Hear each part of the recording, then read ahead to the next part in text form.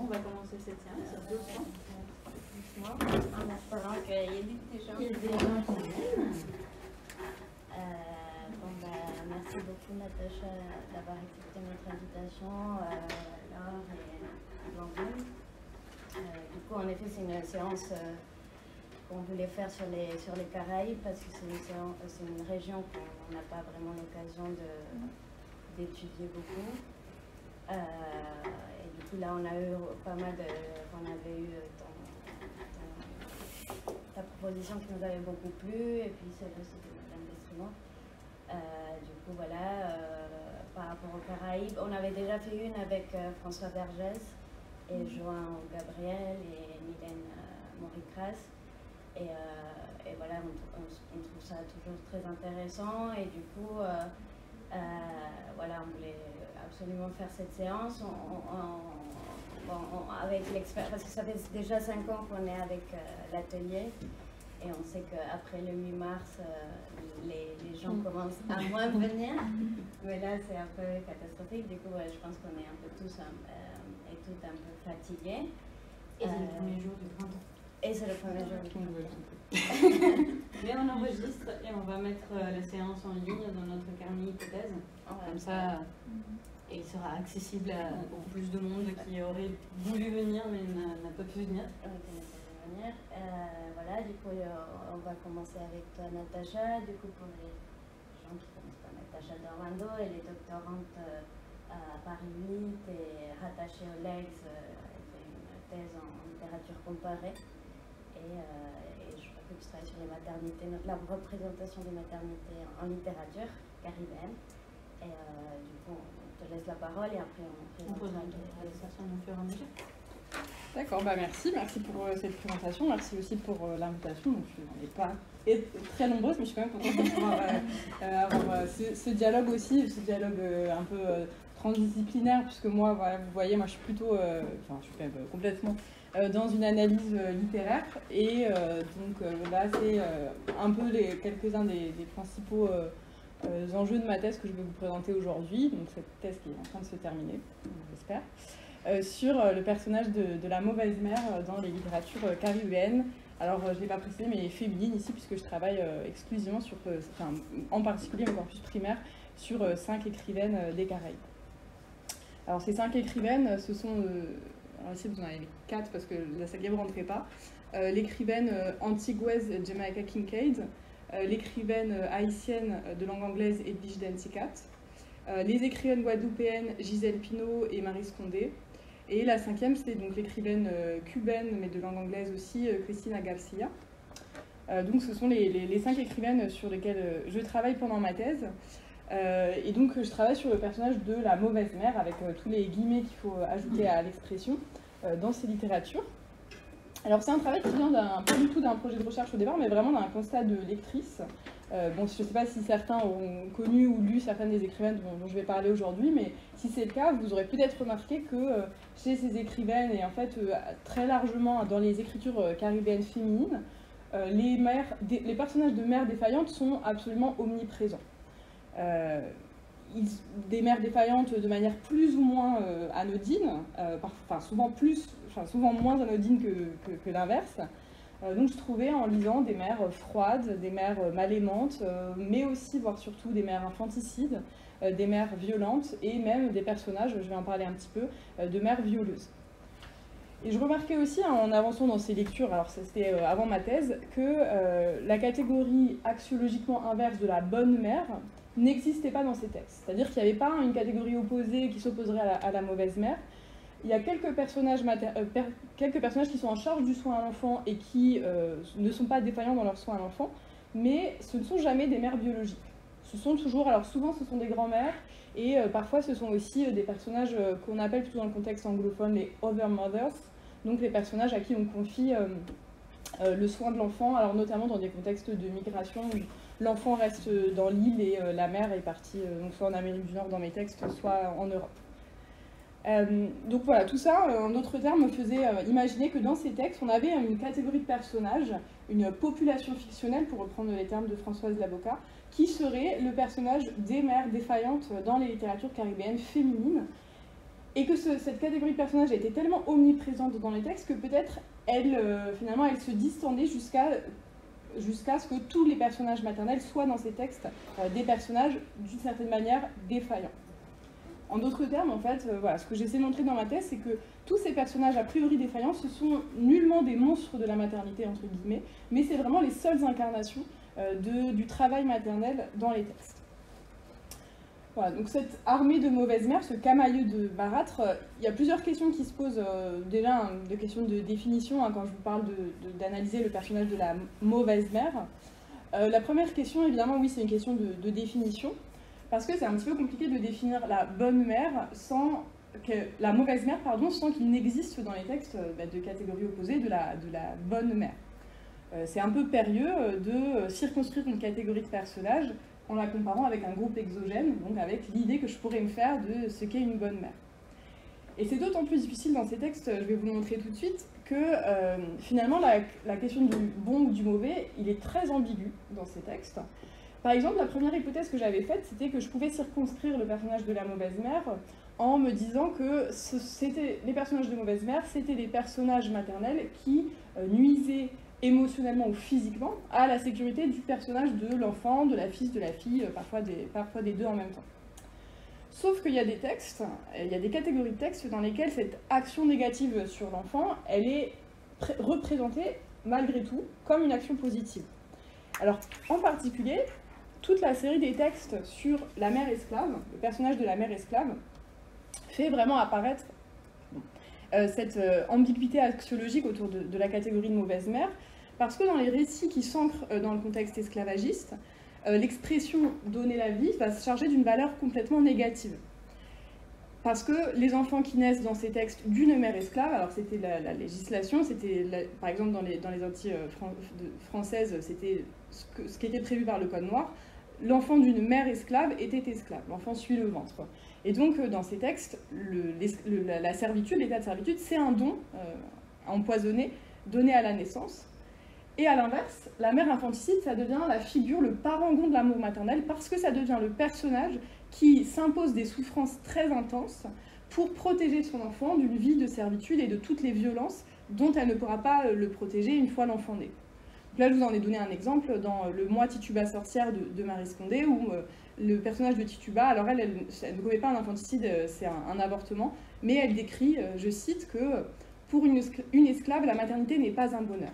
Elle revient à expulser dans un monde de servitude et d'abjection un petit innocent dont il lui sera impossible de changer la destinée.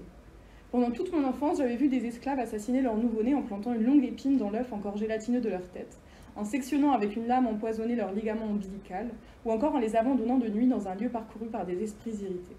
Pendant toute mon enfance, j'avais entendu des esclaves échanger les recettes de potions, des lavements, des injections qui stérilisent à jamais les matrices et les transforment en tombeaux tapissés de suaires écarlates. On pense bien sûr aussi dans le contexte extra-caribéen, ici au roman de Toni Morrison, Beloved, autour de cette même idée de l'infanticide comme geste maternel, comme geste d'amour maternel, qui prouve bien la difficulté à établir une catégorie qui serait la catégorie du personnage de la mauvaise mère. Donc moi je me suis à partir de là fondée sur une norme, en tout cas pour le définir, c'était il fallait que les personnages soient identifiés, alors soit par eux-mêmes, soit par d'autres personnages du texte, comme ayant des défaillances dans leur exercice de la maternité. Le plus souvent, c'est le personnage de la fille qui pointe les défaillances de sa mère, mais il arrive que dans quelques textes, et donc notamment dans le texte de l'écrivaine haïtienne Edwige Densikat, ce soit aussi la mère qui pointe du doigt sa difficulté à incarner un idéal maternel, notamment dans cet extrait de Breath Eyes Memory, où la mère explique I am a fat woman trying to pass for thin, a dark woman trying to pass for light, and I have no breasts. I don't know when this cancer will come back. I am not an ideal mother. Donc c'est des défaillances qui sont pointées directement par le personnage maternel qui se sent désobéissant par rapport aux normes de la maternité. Alors la deuxième question, je vous disais, la première question c'est comment on définit le personnage de la mauvaise mère quand il n'y a pas de catégorie opposée. La deuxième question, c'est à quoi ça sert en fait? Comment on peut expliquer que dans tous ces textes, d'écrivaines qui parfois ne sont pas forcément d'accord avec elle sur des points de vue politiques ou esthétiques ou narratifs, on retrouve si souvent cette figure. Et surtout, comment se fait-il qu'on la trouve si souvent chez des écrivaines, alors que chez des écrivains, on a vraiment d'autres catégories de personnages idéalisés, maternels idéalisés. Ce que j'ai appelé dans mon titre la maman doudou, la maman chérie, c'est une expression de l'écrivain martiniquais Patrick Chamoiseau. Donc comment on peut expliquer cette différence? Est-ce que c'est juste une différence de genre où les écrivaines choisiraient de faire des mères défaillantes alors que les écrivains idéaliseraient facilement les personnages maternels? Je pense qu'on peut faire 3 hypothèses pour expliquer cette omniprésence. La première hypothèse, c'est une hypothèse politique. Alors c'est par exemple une hypothèse qui est faite par Marie Scondé elle-même dans un texte de 79 qui s'appelle « La parole des femmes », où elle explique, alors elle a travaillé, elle a lu les écrivaines plutôt de langue française du XXe siècle, donc antillaises de langue française du XXe siècle, et elle explique que vraisemblablement la raison pour laquelle on trouve tant de personnages maternels défaillants, c'est qu'il s'agit là d'une forme de révolte contre l'injonction à la maternité, l'idéalisation de la maternité conçue comme un destin féminin, et que dans les textes, le fait de faire toujours court-circuiter d'une certaine manière ces récits de la maternité, ça permettait de s'opposer à l'idée que la maternité serait un destin féminin. La deuxième hypothèse qui est plus littéraire, et c'est ce que j'ai appelé ici traitement et représentation des personnages féminins, c'est l'idée qu'en fait, en choisissant des personnages profondément ambivalents, ça permet de faire des personnages maternels des personnages de premier rang. C'est l'idée qu'une bonne mère ne fait pas une très bonne héroïne, ou ne crée pas une intrigue très poussée. En général, les bonnes mères, je vais le redire un petit peu tout à l'heure, c'est plutôt des personnages de second plan. Et ici, en fait, toutes ces ambiguïtés, elles travaillent à la fois à la densification et à la diversification des personnages féminins dans les textes. Diversification parce que, du coup, on a un éventail beaucoup plus large de personnages féminins qui ne sont pas seulement, pour utiliser les caricatures qu'on trouve souvent en littérature, la mère ou l'amante. Ici, on a tout un éventail de mères qui sont ambivalentes et défaillantes de plein de manières.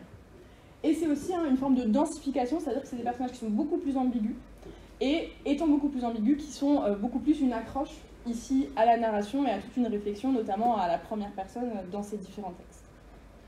Et ma troisième hypothèse, c'est que l'omniprésence des personnages féminins maternels défaillants, elle porte un discours sur les identités collectives dans le contexte caribéen. Bon, ça c'est vraiment ce sur quoi terminera ma thèse, donc c'est un peu le cœur. C'est l'idée qu'en fait, les conflits mère-fille dans ces textes, toutes ces violences maternelles, elles portent un discours sur les difficultés de penser la filiation, de penser la transmission, de penser l'origine aussi, dans le contexte des Caraïbes post-esclavagistes, post-déportation et post-colonial. Donc ce serait une forme d'allégorie de cette difficulté à penser l'origine dans le contexte caribéen. Alors, je le ferai rapidement à la fin, mais je vous montrerai, j'ai identifié 5 catégories de personnages dits maternels, donc qui dévient de la norme maternelle dans ces textes. Mais peut-être avant ça, pour peut-être mieux comprendre leur portée, je voudrais juste faire un petit point sur les imaginaires sociaux de la maternité dans les Caraïbes, et donc le passage des imaginaires sociaux aux personnages fictionnels. Alors, dans La parole des femmes, Marie Scondé, toujours, elle évoquait le fait que les personnages maternels avaient tendance à avoir peu d'importance dans l'économie générale du récit, mais à être complètement idéalisés dans leur description. Elle disait qu'aux Antilles, il y a, je cite, toute une littérature qui exalte l'enfantement, l'allaitement, magnifie l'attachement de la mère à son petit. Bon, ça, c'est pas propre aux Caraïbes, cette idéalisation de la maternité, mais quand même, elle s'inscrit dans les textes dans un contexte anthropologique et sociologique particulier qu'on va appeler la matrifocalité. Que l'anthropologie de la parenté et de la famille dans les Caraïbes et dans les Amériques noires ont appelé la matrifocalité. Je ne vais pas trop revenir dessus, en partie parce que je ne suis pas anthropologue et puis aussi parce que peut-être c'est des termes qui ont déjà été discutés pendant d'autres séances du séminaire. Mais la matrifocalité, en gros, c'est l'idée que c'est une des structures familiales possibles dans les Caraïbes et dans les Amériques noires. Alors la famille matrifocale, ce serait une famille qui s'organise autour de la figure maternelle centrale, alors dans lesquelles soit le père est absent, soit le père est non cohabitant, donc il est présent, il est connu des enfants, mais il ne cohabite pas avec la famille, soit il a une place moindre dans l'économie de la famille de manière générale, et donc notamment dans le fait de rapporter des revenus, il a une présence moindre en tout cas dans le quotidien de la famille. Donc c'est ces familles que les anthropologues ont appelées familles matrifocales. Moi, ce qui m'intéresse, c'est moins la réalité anthropologique de la matrifocalité pour mon travail, du moins, mais c'est les imaginaires de la maternité qui sont engendrés par cette idée que les familles caribéennes, ce seraient des familles centrées autour de la mer. Et l'une des représentations principales de la matrice, enfin un des imaginaires qu'engendre cette idée de la matrifocalité, c'est, comme le dit la sociologue Stéphanie Mulot, c'est la figure de la femme, je cite, potomitan. Alors ça, c'est plutôt une figure des Caraïbes francophones. Alors, femme potomitan, donc potomitan, au départ, c'est, vous voyez, vous en avez ici un exemple, c'est un terme qui vient de la religion vaudou, et qui désigne, le potomitan, c'est le poteau central, le péristyle autour duquel on va mettre des offrandes, ou autour duquel va s'organiser une cérémonie vaudou. Et c'est un terme qui ensuite va être utilisé de manière métaphorique pour désigner les femmes qui sont le centre de la famille, le pilier de la famille, et autour desquelles tout s'organise. Donc des femmes potomitans. Des femmes qui soutiennent par leur sens du sacrifice, par leur courage, par leur force, l'intégrité de la structure familiale, voire sociale. Donc la femme potomitan, c'est vraiment dans les textes celle qui occupe des fonctions à la fois paternelles et maternelles, qui s'occupe à la fois d'un soin économique et d'un soin affectif, et qui renvoie, alors dans les Caraïbes francophones du moins, il y a d'autres idées de cette femme forte, de cette femme potomitan. Il y a l'idée de la femme doubout, la femme debout qui se tient et qui... Alors il y a aussi l'idée de la femme à graines, donc la femme qui a des couilles, pour le traduire littéralement, ou de la femme matador, c'est vraiment cette idée qu'il y aurait une forme de féminité spécifique et spécifiquement forte, et qui justifie parfois que des discours qui rejettent le féminisme en disant finalement il n'y a pas besoin de féminisme, ici ce sont des femmes fortes qui portent la famille, on n'est pas dans les mêmes contextes que des contextes par exemple occidentaux. Bon, c'est une figure qui a été du coup amplement critiquée par les féministes, mais je ne vais pas trop m'attarder dessus. Ce qui est intéressant, c'est que cet imaginaire de la famille matrifocale, de la femme potomitan, comment il se traduit dans les textes? Alors, il se traduit par des fictions familiales qui sont matrifocales, dans le sens où, effectivement, la plupart des textes mettent en scène des familles dans lesquelles la mère occupe une place très importante et dans lesquelles le père est soit secondaire, soit absent. Donc, la famille qui est décrite est une famille matrifocale. Pourtant, les récits ne le sont pas. C'est-à-dire que les récits ne donnent pas du tout une place centrale aux personnages maternels, loin de là. Très souvent, les personnages maternels sont vraiment des personnages de second plan et des personnages de faire-valoir. Alors notamment dans les textes un peu plus anciens, le personnage maternel va vraiment apparaître comme celui qui apparaît comme un miroir du héros, qui doit faire briller le héros par l'admiration qu'elle lui porte, par l'amour qu'elle lui porte, mais qui n'a aucune raison d'être dans le récit, dans l'économie du récit, sans la présence de son fils. Bon, l'un des exemples les plus caricaturaux, c'est le roman, alors un des grands romans de la littérature haïtienne, Gouverneur de la Rosée de Jacques Romain, avec un personnage maternel qui s'appelle Délira, qui est un personnage très marial, parce que Manuel, le personnage central, est un personnage très christique. Et au moment de la mort de son fils, elle s'exclame « Manuel, ah Manuel, tu étais mes deux yeux, tu étais mon souffle, tu étais mon sang. Je voyais par tes yeux comme la nuit voit par les étoiles. Je respirais par ta bouche et mes veines se sont ouvertes quand ton sang a coulé. Ta blessure m'a fait mal, ta mort m'a tué, je n'ai plus rien à faire sur la terre. » Et de fait, après la mort de son fils, bon, elle a une dernière chose à faire, c'est de faire en sorte que le projet politique de son fils se termine, mais sinon elle disparaît complètement dans le récit parce qu'elle n'a plus de raison d'exister. Donc la matrifocalité sociale n'engendre pas une matrifocalité littéraire, une littérature qui serait centrée autour des mères, loin de là. Alors enfin, le dernier élément qui découle de cet imaginaire de la matrifocalité, c'est ce que j'ai appelé ici des personnages à sacrifier. C'est le fait qu'on a dans ces textes, enfin dans les littératures caribéennes, un éloge du sacrifice, et notamment du sacrifice en particulier du sacrifice maternel. Le personnage maternel, ça va être un personnage du sacrifice. Et il y a notamment tout un pan de la littérature sociale, alors Gouverneur de la Rosée, c'est déjà le cas, où en fait on va mesurer la misère du cadre social qui est décrit dans les textes par la souffrance, à l'aune de la souffrance qui est infligée à la mère. Plus la mère souffre, plus on comprend qu'on se trouve dans un environnement très précaire, très difficile, parce que c'est la mère qui fait un peu le mur, qui doit servir de rempart pour protéger les enfants de cette grande misère. Alors par exemple, cette idée de personnage à sacrifier, c'est quelque chose qu'on retrouve dans un trope, donc une image récurrente dans les littératures caribéennes, c'est celle de la mère à la machine à coudre. Ça, c'est quelque chose qu'a étudié la poétesse jamaïcaine Velma Pollard, où elle fait quelques analyses et elle se rend compte que cette image de la mère face à sa machine qui pédale nuit et jour, on la retrouve dans un très grand nombre de textes. Et on la retrouve notamment dans, encore une fois, l'un des grands classiques de la littérature caribéenne de langue française, Le Cahier d'un retour au pays natal d'Aimé Césaire, avec cette image centrale ici, à la fin de l'extrait que je vous ai mis ici, de la mère dont les jambes, pour notre faim inlassable, pédalent de jour, de nuit. Je suis même réveillée la nuit par ces jambes inlassables qui pédalent la nuit, et la morsure âpre dans la chair molle de la nuit d'une singe G, je ne sais même pas comment le prononcer, que ma mère pédale pour notre faim, et de jour et de nuit, avec ici vraiment une esthétique du travail mythologique, du travail incessant. La mère est celle qui, de manière quasi mythologique, fait ce travail incessant, sacrifie son corps au bien-être de ses enfants dans le contexte des violences économiques coloniales de, ici, la Martinique colonisée. Donc l'exaltation de la souffrance maternelle, il sert un peu ici de pommade symbolique.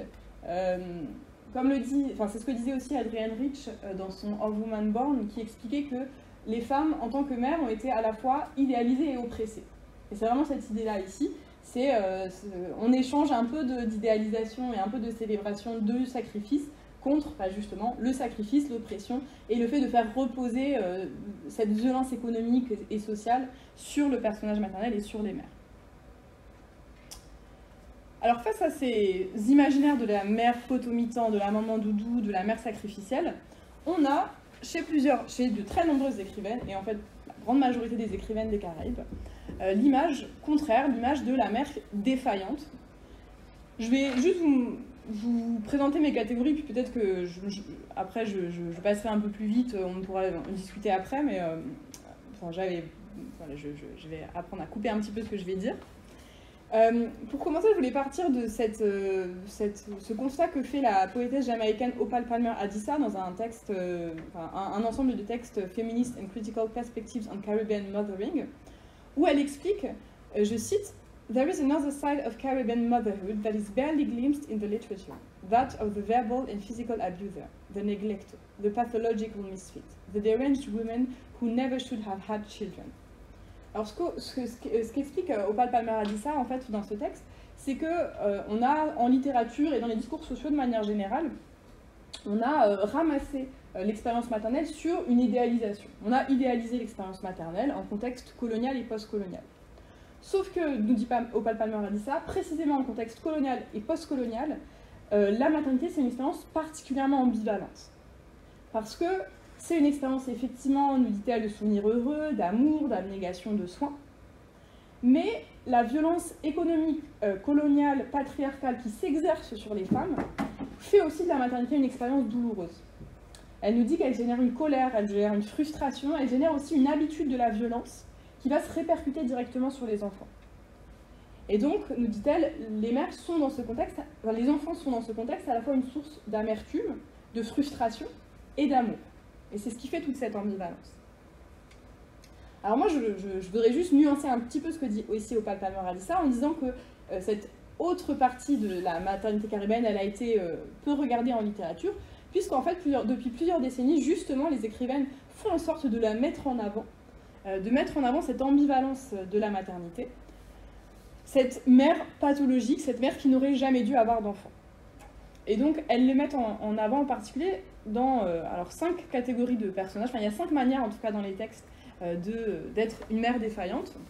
Donc 5 manières que je vais vous présenter ici assez rapidement. Premièrement, la mère la plus visiblement défaillante, c'est toute la catégorie des personnages infanticides. Alors je l'ai déjà dit, j'en ai parlé à propos des récits d'esclaves. Donc c'est une figure assez ancienne, cette figure de la mère esclave infanticide.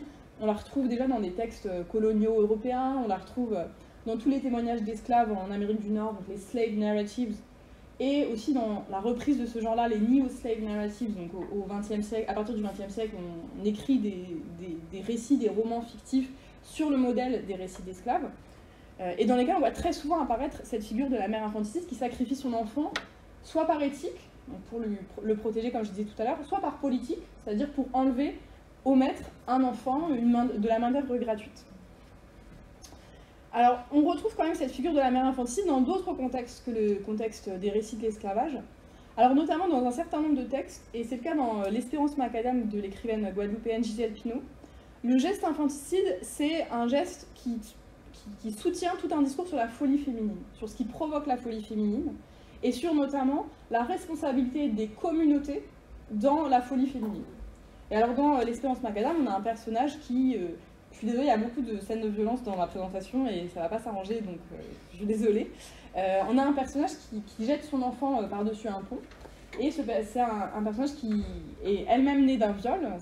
Sa mère a été violée, donc elle est née de ce viol, qui a été complètement abandonnée par sa communauté et qui, en geste, qui forme de la marginalité ultime, sacrifie son enfant. Et en sacrifiant son enfant, place toute la communauté, donc le quartier qui s'appelle la Savane Claire, toute sa communauté face à sa responsabilité dans l'intégration, la non-intégration des personnages les plus marginaux. Et on a aussi des formes un peu plus rituelles d'infanticide dans deux textes ici. C'est La Nyre coupée de Maryse Condé, qui est une réécriture de Frankenstein, une réécriture très libre du Frankenstein de Mary Shelley, où on a un personnage qui est sacrifié dans des rites plutôt vaudous. Et ça peut plus nous plaire, nous, féministes, dans le Morne Capresse de Gisèle Pineau. C'est une communauté de femmes qui vivent entre femmes, donc sur un morne, pour se protéger de la violence du monde extérieur, et qui ont décidé que, leurs textes sacrés disent que la communauté devra se dissoudre le jour où naîtra un enfant de sexe masculin. Et pour éviter cela, la sage-femme de la communauté sacrifie en secret tous les enfants masculins à leur naissance pour éviter qu'ils doivent se dissoudre cette communauté de femmes. Ça, c'est des formes un peu plus rituelles, un peu plus religieuses de sacrifice et d'infanticide. Deuxième catégorie, on a la catégorie des mères violentes et maltraitantes. Ce qui m'intéresse en particulier dans cette catégorie, c'est que très souvent, ces personnages de mères violentes et maltraitantes, elles apparaissent comme des relais directs de la violence patriarcale et coloniale. Et notamment, alors, dans tout ce qui concerne les discours sur la sexualité, on a des mères qui sont violentes parce qu'elles essaient d'imposer à leurs filles une respectabilité, des bonnes mœurs, et que ces bonnes mœurs ne peuvent être imposées que par la violence. Alors ça peut être de la violence verbale, comme dans la nouvelle Girl de Jamaica Kincaid, où la mère, c'est du discours indirectly, mais on comprend que c'est plutôt la mère, qui met en garde sa fille en lui apprenant donc, comment tenir sa maison, et puis comment ne pas marcher comme « the slut you are so bent on becoming », comme la salope que je sais que tu deviendras. Alors c'est des discours qui vont très souvent avec une forte hypersexualisation du corps de la jeune fille, de la petite fille, et alors en particulier du corps de la petite fille noire dans ces textes. Alors ça va avec il y a une autre scène qu'on retrouve dans plusieurs textes, c'est la scène du testing. Alors on le retrouve notamment dans l'œuvre d'Edwige Denska dont je parlais tout à l'heure. Le testing, c'est un rituel de vérification de la virginité de la jeune fille qui donc, se fait par pénétration digitale. Et dans le texte d'Edwige Denska dont je parlais tout à l'heure, qui est celui-ci, Breath Eyes Memory, la mère justement devient une violeuse parce qu'elle teste régulièrement sa fille pour vérifier que sa fille est entre guillemets intègre, donc qu'elle est vierge, jusqu'au jour où la jeune fille décide de se mutiler pour ne plus avoir à subir ces testings.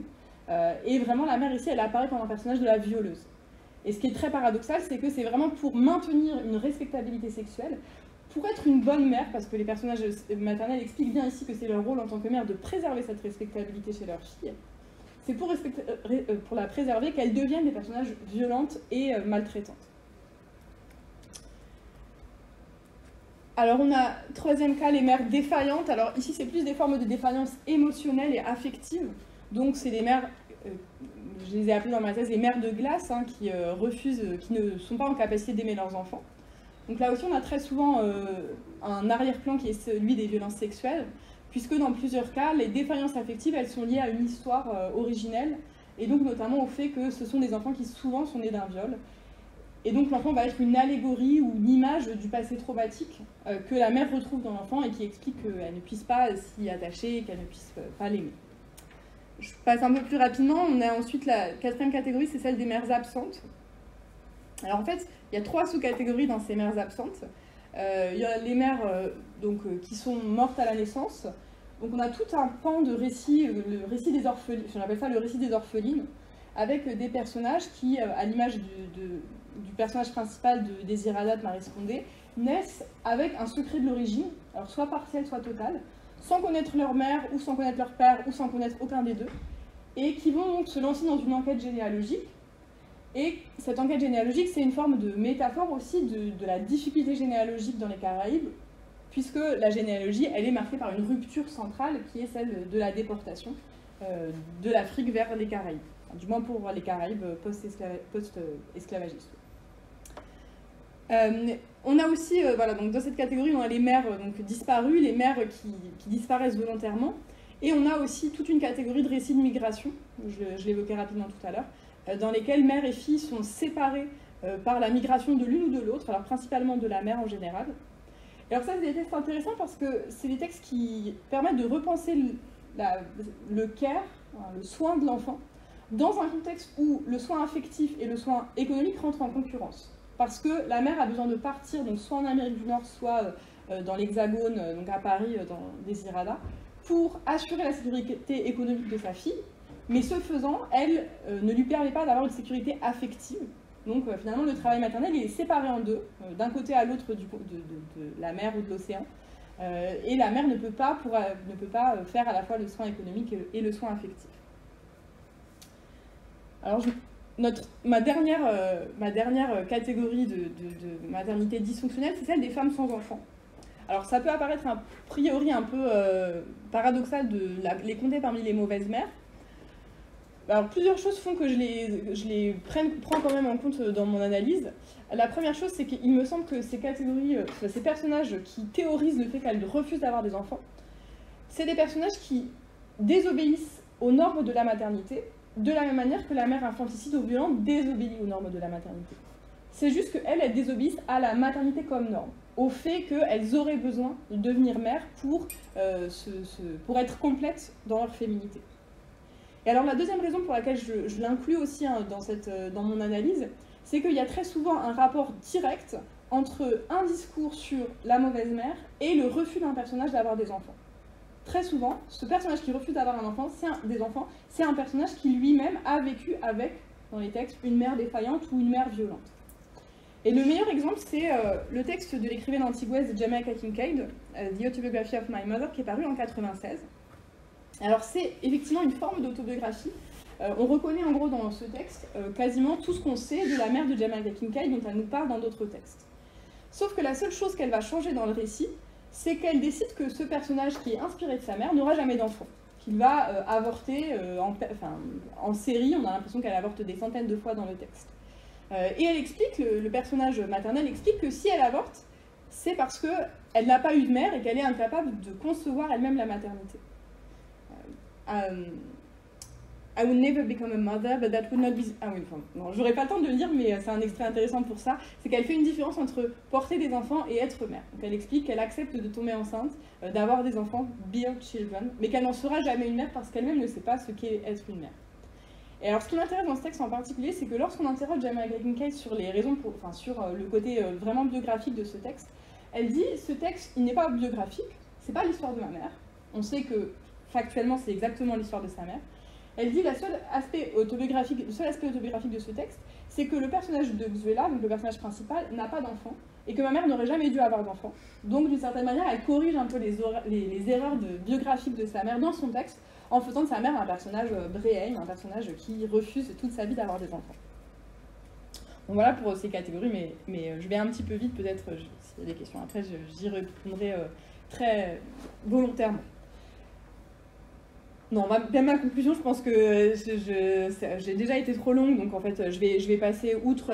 Moi vraiment l'idée qui m'intéresse de manière centrale, c'est vraiment de dire qu'il s'agit de textes dans lesquels le rapport à la maternité va vraiment matérialiser la post-mémoire. Alors soit d'un point de vue individuel, donc les rapports à l'enfant sont mis en forme, sont informés par une histoire individuelle, et notamment une histoire des violences sexuelles ou des violences politiques. Alors ça c'est le cas dans le texte de l'écrivaine cubaine Cristina Garcia. Et il pense aussi la question, la pertinence du lien héréditaire, du lien de transmission, du lien de filiation dans les carrières contemporaines. Donc on n'a pas du tout un discours de célébration du matrilinéaire, on n'a pas du tout un discours de célébration du lien mère-fille dans ces textes. On a une réflexion sur la pertinence du lien mère-fille dans le contexte de l'extrême violence coloniale, patriarcale et sociale des Caraïbes contemporaines. Voilà, je vous remercie de votre attention et j'espère que j'ai été un minimum claire à la fin où j'essaie de presser le tout.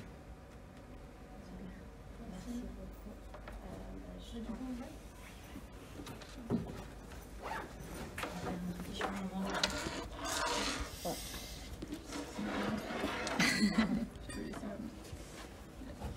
Est-ce qu'il est resté le petit. Je peux prêter mon adaptateur si vous... Ah bah non, ça va. On va le retrouver,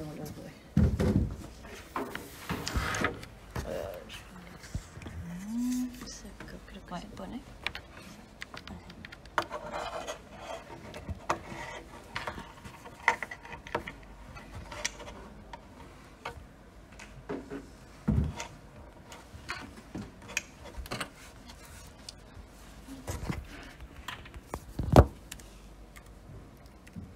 Super.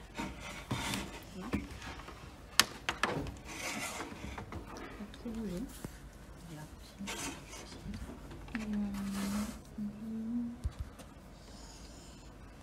Je mets quoi? Je le mets en PDF? Comme tu changes rien. Comme tu as un PC, ça va. Comme tu préfères, en fait. Ok. Ana. Sí, dime. Puedes mirar en los mails, señor, porque no creo que la gente no tiene badge. Ah, oui, c'est vrai. Je sais pas. Le test me l'a dit. Ouais. Normalement, en bas, on peut demander. Quand il y a quelqu'un qui a chanté, Mais je vais checker quand même. Je on vais se promener un peu.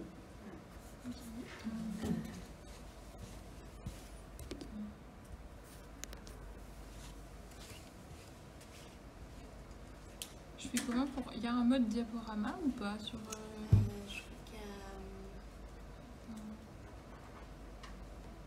Ouais, peut-être un affichage. Sinon je les passe comme ça, mais c'est plus simple peut-être. Mode lecture? Ouais, je crois que c'est ça. Ouais. Ah, ouais. Mais après, c'est pareil. Et quoi? Après c'est la flèche? Oui. Ok, super. Je commence du coup? Oui. D'accord. Bah, du coup, oui, merci beaucoup pour l'invitation. Je suis très heureuse de pouvoir venir présenter ce soir. Donc ma présentation, je l'avais intitulée Genre et travail dans le cinéma documentaire de la révolution cubaine réalisé par des femmes. C'est un peu long comme titre. Et en fait, ce soir, je voulais présenter deux films qui sont dans le corpus de ma thèse. Donc un documentaire de Sara Gomez qui s'appelle Mi Aporte de 1972 et un autre documentaire de 1983 de Marisol Trujillo qui s'appelle Mujer ante el espejo. Et du coup, je voulais commencer par faire une petite contextualisation de la question des femmes dans la révolution cubaine. Donc j'avais fait un plan, tout bête, hein. Enfin, je voulais d'abord donc contextualiser un peu la question des femmes dans la révolution cubaine, présenter brièvement qui sont ces deux réalisatrices, parce que Sara Gomez en général elle est un peu plus connue des personnes qui s'intéressent à Cuba, enfin voilà, un peu plus connue que Marisol Trujillo. Et puis je voulais présenter brièvement les deux films et j'espère que j'aurai le temps de passer des extraits.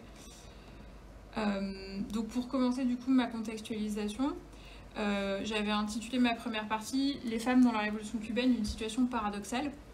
Et quand je commence ce genre de présentation, j'essaie toujours de montrer pourquoi je pense que c'est vraiment une question clé pour comprendre tout le processus révolutionnaire cubain initié en 1959. Parce qu'il y a vraiment une idée quand même de promouvoir une certaine égalité. Mais en fait, quand on creuse un petit peu, ça revient surtout à se demander ce que les femmes peuvent apporter à la révolution, plus que ce que la révolution peut faire pour elles. Donc les dirigeants cubains de la période, ils partent pas vraiment des conditions de vie des femmes et de ce qu'il faudrait faire pour les améliorer. Voilà, donc du coup, il y a un triple objectif de la part des dirigeants révolutionnaires cubains. Il y a quand même une idée de promouvoir l'égalité entre les hommes et les femmes, mais aussi gagner les femmes à la révolution et tirer profit de leur énergie pour la construction d'une nouvelle société et le développement économique, avec toute cette idée de sortir du sous-développement qui est très mis en avant par Fidel Castro, par les autres dirigeants. J'ai fait une petite bibliographie à la fin, donc ça c'est la référence principale historique sur cette question. C'est un livre donc, qui date un peu, qui est de 96, qui s'appelle en anglais Sex and Revolution, Women in Socialist Cuba. Donc si je l'ai mis juste les auteurs, donc c'est Smith et Padula. Enfin c'est pour les questions vraiment de contexte historique de ma thèse, c'est la référence principale, même si elle date un peu.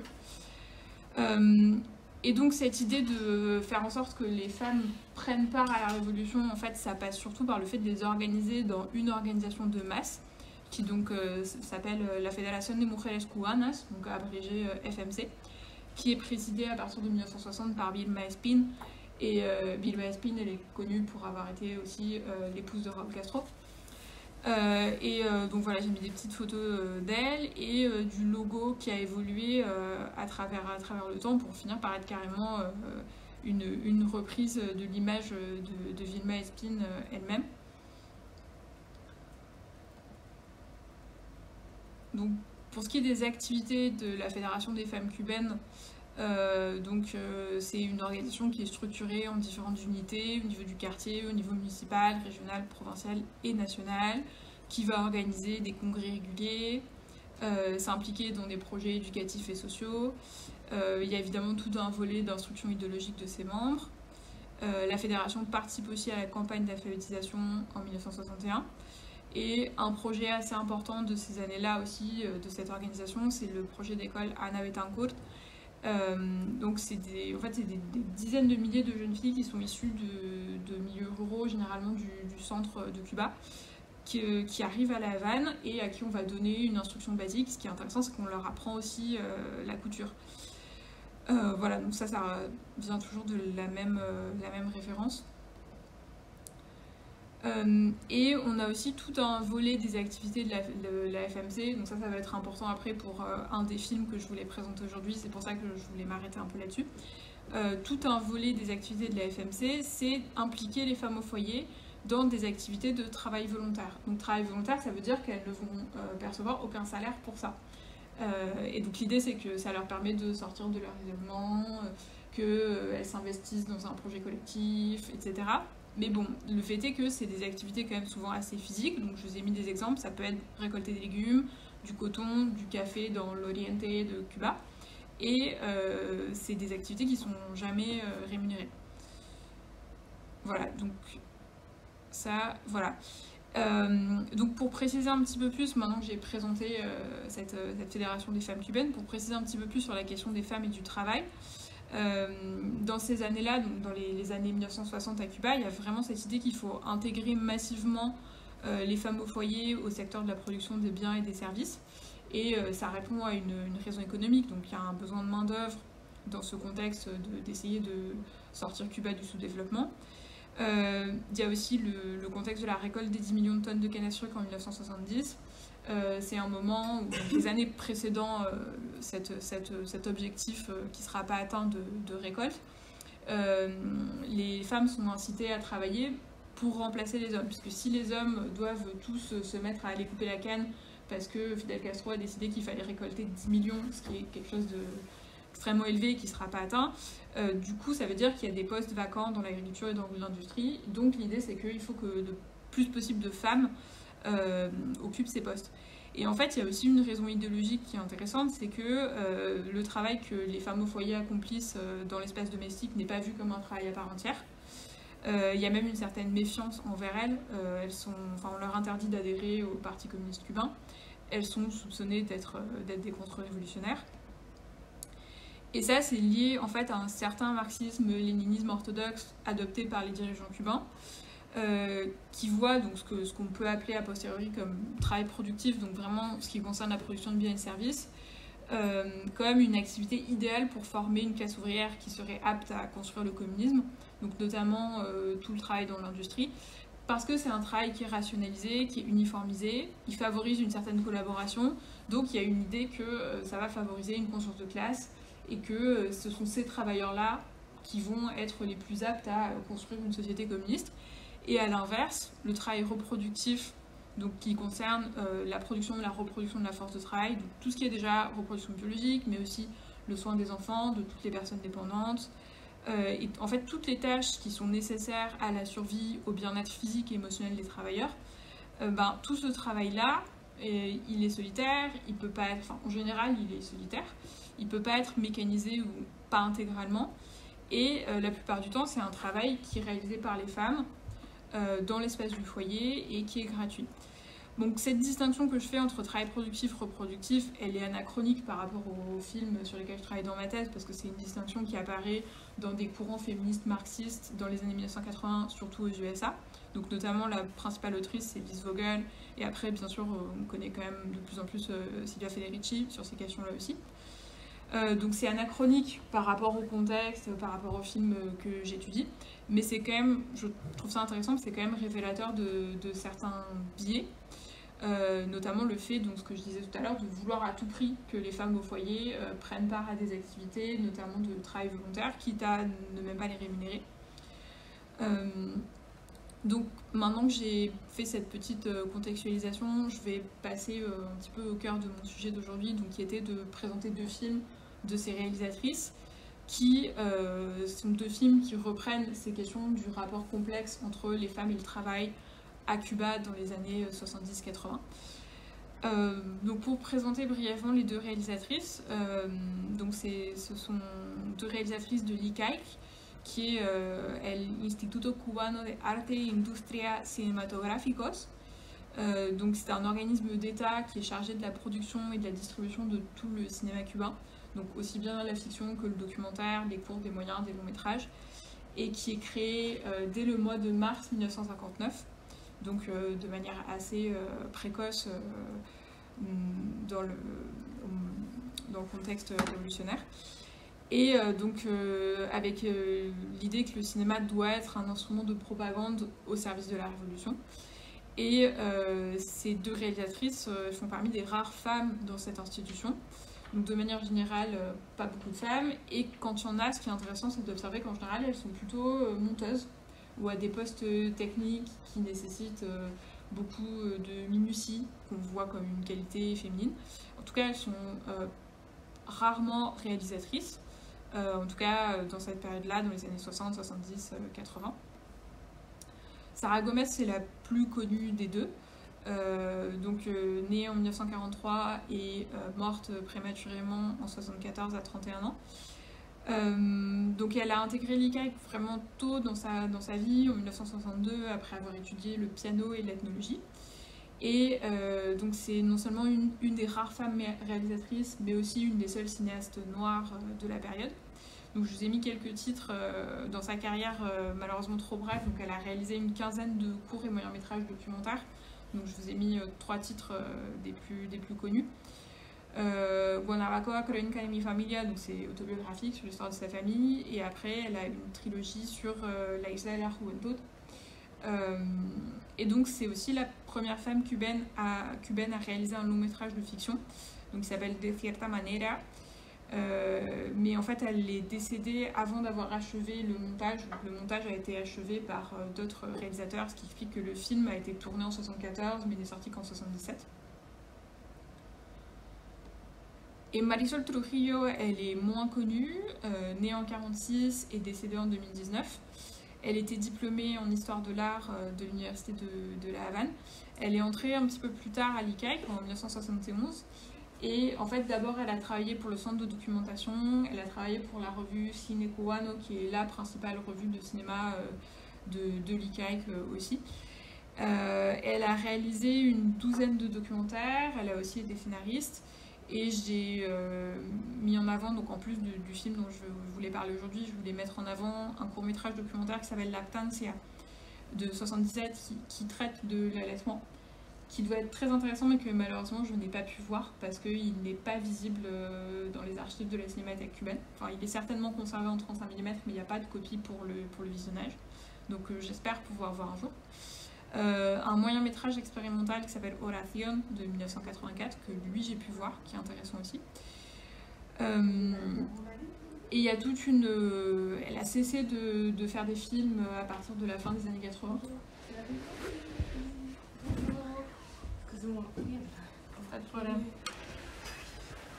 Donc elle a cessé de faire des films à la fin des années 80 et il y a des rumeurs à Cuba sur pourquoi est-ce qu'elle a cessé de faire des films, est-ce qu'elle a été écartée de l'ICAIC, mais je ne veux pas forcément m'attarder sur ça parce qu'il n'y a pas de... Enfin, ça reste des rumeurs, il n'y a pas d'archives, il n'y a pas forcément, j'ai pas trouvé de témoignages ou de personnes qui puissent vraiment confirmer ça.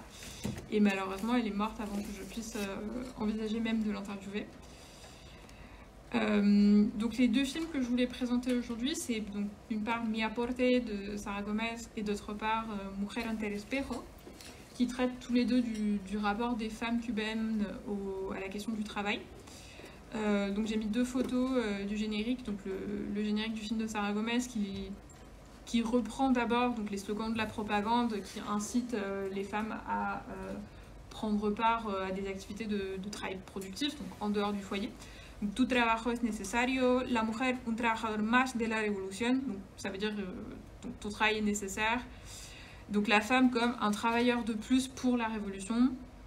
Et là, c'est Federadas a las Brigadas Sanitarias, donc c'est un appel, les Federadas, c'est les membres de la Fédération des femmes cubaines, donc c'est un appel à ce qu'elles s'impliquent dans les brigades sanitaires. Et donc ça, c'est le générique du film Mujer ante el espejo, donc que je présenterai après. Donc Mi Aporte, c'est un moyen métrage documentaire de 32 minutes de 1972. Ce qui est intéressant, c'est que c'est une commande de la Fédération des femmes cubaines, mais que la Fédération a finalement refusé le film, et donc le film n'a finalement pas été projeté à Cuba dans ces années-là. Donc il a en quelque sorte une seconde vie aujourd'hui à travers les chercheurs et chercheuses qui le visionnent à la Cinémathèque, qui écrivent sur ce film, qui commence à être un petit peu plus connu, qui a même été programmé il y a quelques années au Centre Pompidou. Donc c'est un film qui aborde la question de l'intégration des femmes cubaines au monde du travail salarié, et qui est intéressant parce qu'il va un petit peu à rebours de toute la propagande de l'époque en montrant toutes les difficultés de cette intégration. Donc d'une part les réticences de certains hommes, mais aussi le soutien de l'État qui reste insuffisant. Par exemple le fait qu'il n'y a pas assez de place dans les crèches et dans les écoles pour que les femmes puissent travailler hors de chez elles et ne pas avoir à s'inquiéter de questions de garde de leurs enfants. Et donc c'est un film où Sara Gomez va interroger des femmes de différents milieux sociaux. Elle accompagne aussi des militantes de la FMC. Et donc l'originalité du film, à mon sens, c'est à la fois cette perspective critique et aussi le dispositif formel que la réalisatrice a créé. Donc en fait, le film a 3 parties. Donc la première partie, c'est un reportage sur l'intégration des femmes dans le monde du travail, notamment dans la production sucrière, donc les raffineries de canne à sucre. Et c'est un reportage qui déjà commence à évoquer tous les problèmes que ça soulève, le rôle des militantes de la FMC dans ce processus. Mais ensuite, dans un second temps, on assiste à un débat entre différentes femmes qui sont de milieux plutôt aisés, et Sara Gomez participe à ce débat. Et en fait, on comprend que ces femmes ont visionné les images du reportage, donc le début du film que nous, on vient de voir également. Et donc ensuite, elle va faire la même chose, mais cette fois-ci avec des ouvrières de la production du tabac, qui elles ont vu donc les 2 parties, donc le reportage, le premier débat entre 3 femmes et Sara Gomez, et ensuite elles vont elles-mêmes débattre de ces questions-là et être filmées. Donc en fait, le film est constitué à la fois de ce reportage et de débats avec des personnes qui ont elles-mêmes vu le film. Et donc tout ça, ça crée une certaine distance critique, à mon sens. Enfin, ça incite les spectateurs, les spectatrices à eux-mêmes prendre de la distance sur les images visionnées. Voilà, donc j'ai mis juste quelques images. Donc ça, c'est le reportage. Là, on est dans une raffinerie de sucre. C'est des ouvrières de l'industrie sucrière qui sont interrogées sur leur travail. Donc là, c'est deux des femmes de la deuxième partie qui vont discuter du rapport entre leur métier. Donc je crois qu'elle est chercheuse et elle travaille dans l'industrie, mais plutôt comme ingénieure ou comme dessinatrice industrielle, je crois. Et donc elles vont discuter aussi de leur rapport au monde du travail, à la maternité, de la difficulté d'élever un enfant tout en travaillant. Et ensuite, on a du coup les ouvrières de l'industrie sucrière qui sont dans une salle de projection de l'ICAIC à La Havane et qui vont remettre en question ce que les femmes de la deuxième partie ont dit sur ces questions-là. Donc, j'aurais pu projeter beaucoup d'extraits, mais j'ai choisi celui-ci. Alors, autorisé. Normalement, ça va. Normalement, ça marche. J'ai testé de chez moi, ça marchait. Je sais pas si c'est connecté. Ah, si c'est connecté à Internet, oui, non, si on n'est pas... Si c'est connecté à Internet, normalement, ça va. Ouais. On va y aller. Alors... attends, du coup, juste... Je vais vérifier juste le timecode. Juste vérifier. Ouais, 5,23. Ouais. Recalcar a las compañeras que abandonan el trabajo, que a veces van a trabajar 2 o 3 días y nosotros no psicólogos infantiles, etcétera, pero en este momento existen esos problemas y tenemos dificultades con ellos. esta comisión se encarga de recalcar a las compañeras que abandonan el trabajo, que a veces van a trabajar 2 o 3 días y nosotros... Est-ce qu'il y a autre chose comme son que juste l'ordinateur? Non, on peut le faire. On Je entend vais mettre bien. plus haut, parce que sinon on va rien entendre. Sinon, on met les sous-titres. Ah ouais, c'est... Ouais. No sabemos cuál es la razón por la cual ellas faltan. Entonces estamos diciendo... Que entendemos que en un futuro no muy lejano se entrarán a resolver con los psicólogos infantiles, etcétera, pero en este momento existen esos problemas y tenemos dificultades con ellos. Esta comisión se encarga de recalcar a las compañeras que abandonan el trabajo, que a veces van a trabajar 2 o 3 días y nosotros no sabemos cuál es la razón por la cual ellas faltan. Entonces esta comisión la visita y, para ver el problema que ellos tienen. En general el problema que se presenta es el problema de los niños que no tienen dónde dejarlo, que en ocasiones el círculo no alcanza o la escuela o no tienen. He entendido que la compañera Regina ya ha discutido con esta compañera que vamos a ver ahora, ¿no? Sí, ella ha discutido ya con ella. ¿Y cuál ha sido su planteamiento? La compañera me planteaba que ella no podía salir de aquí porque ella vive en Santa Cruz y al central y dejar al niño solo.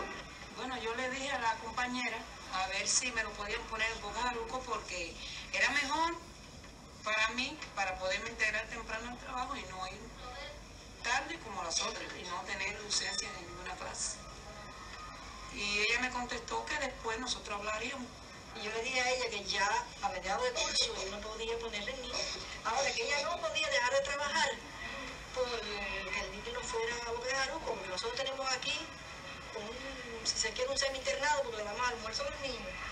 Entonces ella me dijo que no, y yo le dije, bueno, ya volveremos a vernos y vamos a hablar de esto. Digo, y estamos hablando, y yo creo que ya la compañera está convencida y va a trabajar. Así como no, yo sí, porque tengo la necesidad de trabajar. Yo tengo 3 muchachos para mantener. Imagínense, tengo la necesidad que ellos tengan un lugar de eso. Aprendan y se... ¿Y el problema del horario cómo lo van a resolver? Bueno, yo voy a hablar con el jefe personal a ver, porque imagínate, hasta que yo no lo entre al colegio yo no puedo irme a trabajar. Porque a lo mejor me dice que sí, que va para el colegio, pero cuando viene a ver se va para allá con los otros muchachos, para el Huerta del Río, y uno está con la preocupación de que se ahogó, que lo mató una máquina, y no puedo estar tranquila en el trabajo, la verdad. Y tengo necesidad de irme a trabajar. ¿Tú vives sola? Sí, yo vivo sola con mis 3 hijos. Yo soy la cabecera de familia. Ok, excusez-moi pour les sous-titres espagnols qui étaient quand même assez erratiques. Ouais. Pardon. Donc c'est un extrait de la première partie du film où Sarah Gomez, elle est au début dans la voiture, je sais pas si on la reconnaît, mais donc là elle suit des militantes de la FMC qui vont chercher les femmes chez elles pour les inciter à travailler, ce qui était une pratique courante à l'époque. Et donc elles vont voir une femme qui élève seule ses 3 enfants dans des conditions très précaires. Donc cette femme explique qu'elle aimerait bien aller travailler mais qu'elle ne peut pas parce que ça impliquerait de laisser son aîné aller seule à l'école. Elle a peur qu'il se fasse renverser ou qu'il fasse l'école buissonnière. Et donc ce qu'on comprend, c'est que les militantes de la FMC, elles sont déjà venues. Il y a déjà eu une discussion sur le fait de placer son fils dans une école plus proche, mais on lui a dit qu'en cours d'année c'était pas possible. Donc ces questions-là elles ont déjà été abordées. Et donc Sarah Gomez, on la voit au début dans la voiture. Ensuite, il y a un moment où on entend sa voix. Donc s'il y avait eu du son, on aurait entendu sa voix. Et donc elle est, quand les militantes sont sur le palier avec cette femme, elle est là. Et en fait, ce qui m'intéresse, c'est le montage qui permet d'insister sur les conditions de vie difficiles de cette femme, parce que les images des militantes donc, qui parlent à la réalisatrice dans la voiture, Elles sont immédiatement suivies de plans sur ce logement qui est très modeste. On la voit laver le linge à la main. Donc avant même qu'il y ait vraiment une discussion et que cette femme explique pourquoi elle ne peut pas aller travailler, la réalisatrice nous montre pourquoi ces conditions de vie sont difficiles, pourquoi c'est évident que dans ces conditions-là, elle a peut-être d'autres priorités. Et donc en fait, implicitement, la réalisatrice prend déjà parti pour cette femme. C'est une séquence qui va aussi mettre en lumière les ambiguïtés du rôle joué par les militantes de la FMC, parce que ici, elles semblent assez peu compatissantes vis-à-vis de la situation de cette femme. On a l'impression que leur rôle est d'inciter cette femme à travailler coûte que coûte, même dans de mauvaises conditions, en n'ayant pas de solution de garde pour ses enfants, puisqu'elle dit qu'elle est seule. Elle est seule avec ses 3 enfants. Et puis c'est une femme noire, donc même si ça n'apparaît pas dans le dialogue, ça n'est pas dit explicitement, c'est quand même évident. C'est quelque chose qui a son importance dans un contexte où la révolution prétend avoir complètement résolu tous les problèmes de racisme, mais où en fait les familles noires continuent d'être souvent les plus touchées par la pauvreté. Donc c'est pas un problème qui est abordé de manière frontale, mais on peut penser que de toute façon, au vu du contexte, ça aurait pas été possible pour Sarah Gomez. Et le fait de montrer cette femme noire face à une militante de la FMC qui est blanche, c'est déjà quelque chose qui est assez significatif. Donc une des autrices qui a analysé le film ces dernières années, donc Devin Spence Benson, écrit qu'en fait dans cette séquence, Sarah Gomez renverse 2 clichés racistes. Donc celui de la femme afro-cubaine qui ne voudrait pas travailler, qui ne voudrait pas participer à la révolution, puisque cette femme dit qu'elle voudrait travailler, et aussi celui de la mauvaise mère. Donc là il y a un pont avec la communication de Natacha auquel je ne m'attendais pas, mais c'est très bien.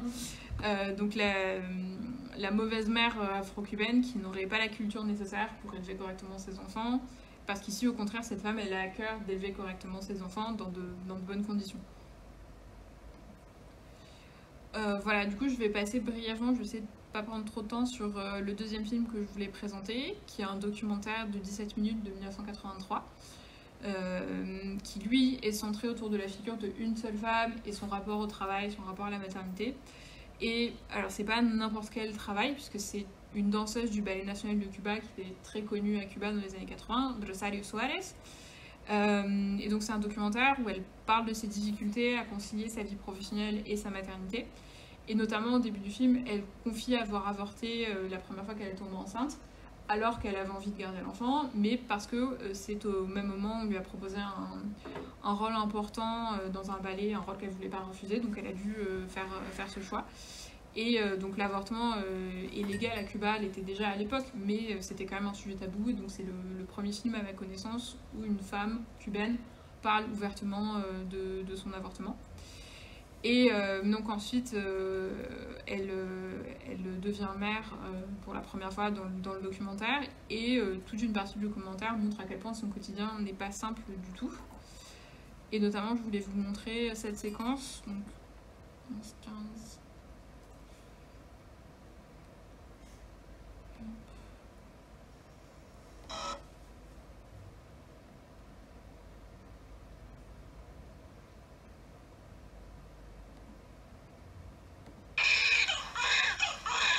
Semana fue terrible, no estaba organizada, no tenía la menor idea de lo que era un niño en una casa.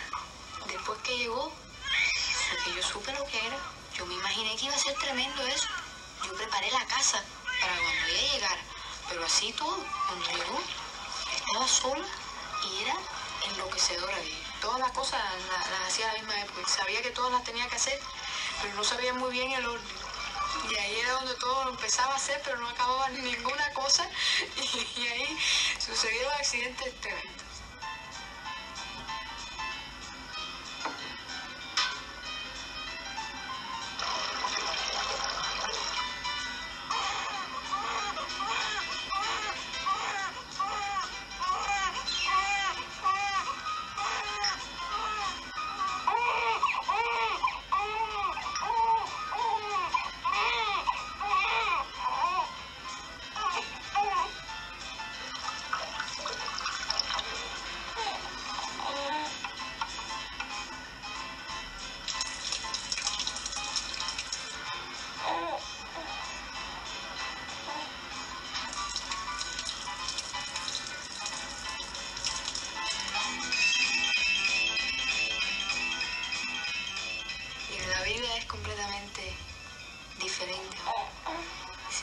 sigue todo girando alrededor de ella. Y se me fue este primer mes, por ejemplo, y ya yo tengo que empezar a trabajar de nuevo. Y yo me pregunto ahora, cuando yo tenga que dejarla más de 2 horas, que es lo que yo la dejo ahora para ir a hacer algunas cosas. Voilà, je vais juste m'arrêter là. Voilà, donc ce qui m'intéresse dans cette séquence, c'est à quel point la réalisatrice met en valeur donc, toutes les activités que Rosario doit faire à la fois pour s'occuper de sa fille, donc de son enfant, et aussi toutes les tâches ménagères. Et en même temps, la réalisatrice montre ostensiblement donc, cet homme qui est son mari, assis à son bureau, qui se préoccupe absolument pas donc, ni du bébé qui pleure, ni de la lessive, ni de la cuisine. Donc c'est une manière, ici aussi, c'est une manière de prendre parti pour cette femme, de montrer le déséquilibre dans la répartition des tâches ménagères dans ce foyer, sans rien dire, sans le dire explicitement, mais c'est la manière de filmer cette séquence, je pense que le message que veut faire passer la réalisatrice est assez clair. Voilà, donc je vais m'arrêter là. J'espère pas avoir trop débordé. Du coup, j'avais fait cette bibliographie de différentes références sur ces films, sur le contexte que je peux partager si quelqu'un est intéressé. Voilà, merci beaucoup de votre attention. Merci. Je passe précisément à la prochaine.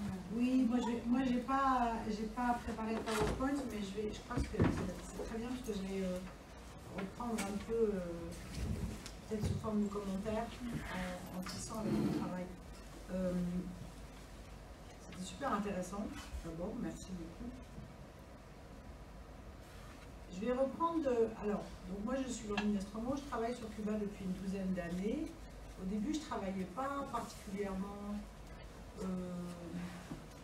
En fait, j'ai commencé à travailler sur les politiques sociales. C'était le truc qui m'intéressait à ce moment-là, avec bien sûr un œil particulier sur les femmes, la famille, à la fois la manière dont les politiques sociales fabriquent la famille, norment la famille, éventuellement fabriquent des mauvaises mères, enfin, cette espèce de ces injonctions-là. Et ce n'était pas particulièrement sur la France, puisque j'avais travaillé longtemps sur le monde arabe et là je commençais à travailler donc, sur l'Amérique latine après avoir fréquenté longtemps des latino-américanistes, avoir enseigné sur la protection sociale, etc.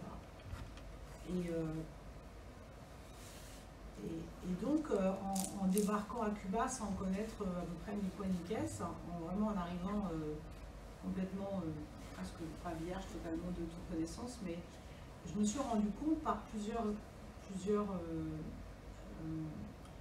incidents, rendez-vous, etc., que la famille, alors c'est vraiment ça qui m'étonne le plus qui m'étonne, on va discuter bien sûr dans vos présentations et vos documents et vos matériaux, il y a des grands-mères partout.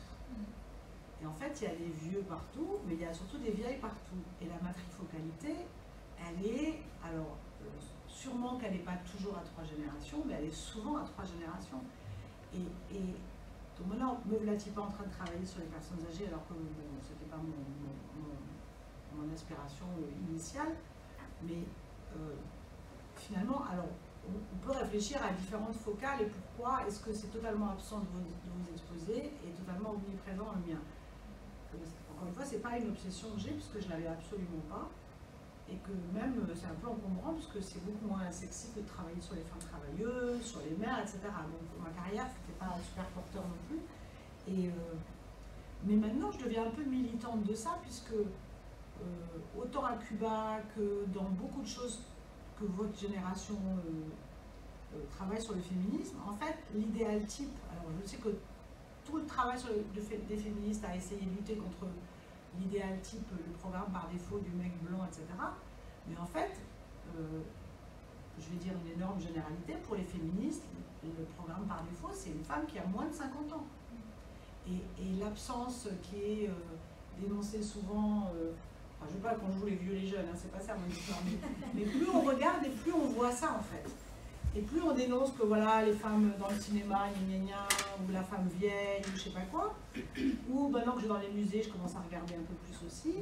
Et en fait, ça percole pas dans la conscience vraiment. Et moi, je trouve que c'est pas pour défendre un petit bout de la lorgnette, mais c'est qu'est-ce qui se passe, enfin, c'est toujours ça qui m'a intéressé dans toutes mes travaux de recherche, c'est qu'est-ce qui se passe si on regarde ça aussi, en fait. Qu'est-ce qui se passe si on regarde aussi les mauvaises mères? Qu'est-ce qui se passe voilà, j'ai trouvé ça super intéressant de penser à l'ambivalence. Effectivement, une bonne mère comme il faut, elle n'est pas héroïne. Donc mais qu'est-ce qui se passe si on regarde aussi les femmes plus âgées ou les hommes et les femmes plus âgées? Alors, à Cuba, pour moi, la matrifocalité, elle est de façon très majoritaire statistiquement, mais normative aussi, presque moralement, et je dirais même normative en termes de fonctionnement. Elle est trigénérationnelle. La Rosario là, qui est avec son bébé et son monsieur, je ne sais pas d'où ils sortent. Franchement, j'ai jamais vu un couple comme ça à Cuba non plus. C'est dans les années 80.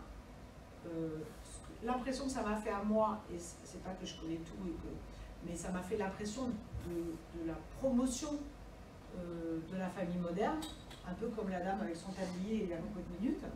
Donc et effectivement, le manque de mère. Alors moi j'ai eu pas mal d'entretiens où les femmes me disent « Ah, j'ai élevé seul mes enfants ». Je dis « Ah bon, mais pourtant ton mari…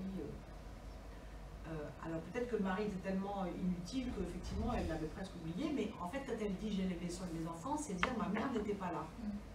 Et bon, ça veut peut-être dire que le mari étant tellement inutile qu'on n'y pense même pas, mais c'est aussi que… alors je ne suis pas vraiment anthropologue, mais l'autre fois j'ai surgi en disant de la manière dont je vais le formuler, et après bien sûr j'ai réfléchi plus longtemps. Cuba c'est un système à filles et le monde arabe c'est un système à belles-filles. Et bon, quand on dit ça, ça veut dire effectivement que dans le Yémen où j'ai travaillé longtemps, les femmes vont rejoindre leur mari dans le logement de leurs beaux-parents et elles sont réputées s'occuper des beaux-parents quand ils sont vieux aussi. En fait, elles deviennent plus ou moins les bonnes de la famille. À Cuba, c'est clair qu'il n'y a pas ça, et c'est ce qu'on dit quand on dit matrifocalité finalement. On dit que l'épouse, bon, épouse ou pas épouse, mais on dit que c'est le mec qui vient rejoindre sa femme là où elle habite, et qu'au bout du compte, ce qui fait famille, c'est ces trois générations où tu as la grand-mère, la mère avec ses enfants éventuellement, et puis s'il y a des enfants. Et de fait, en travaillant sur les personnes âgées, dans les hogares de abuelos, donc en fait les asiles, les hospices pour les personnes âgées qui à Cuba accueillent très très peu de gens, puisque le modèle est très familialiste, hein, c'est mon argument en tout cas.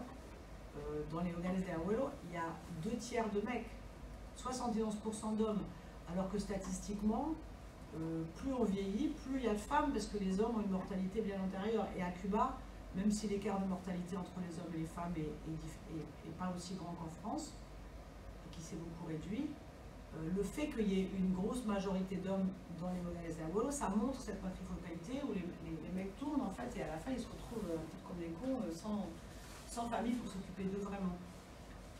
Donc c'est voilà, donc je profite de cette remarque-là pour parler bien sûr de mon travail aussi, mais je pense que alors donc, le fait de focaliser sur des femmes jeunes, ça fait qu'on focalise aussi sur des mères de jeunes enfants et sur des travailleuses. Et effectivement, la Fédération des démocrates, elle ne s'est jamais occupée des vieilles.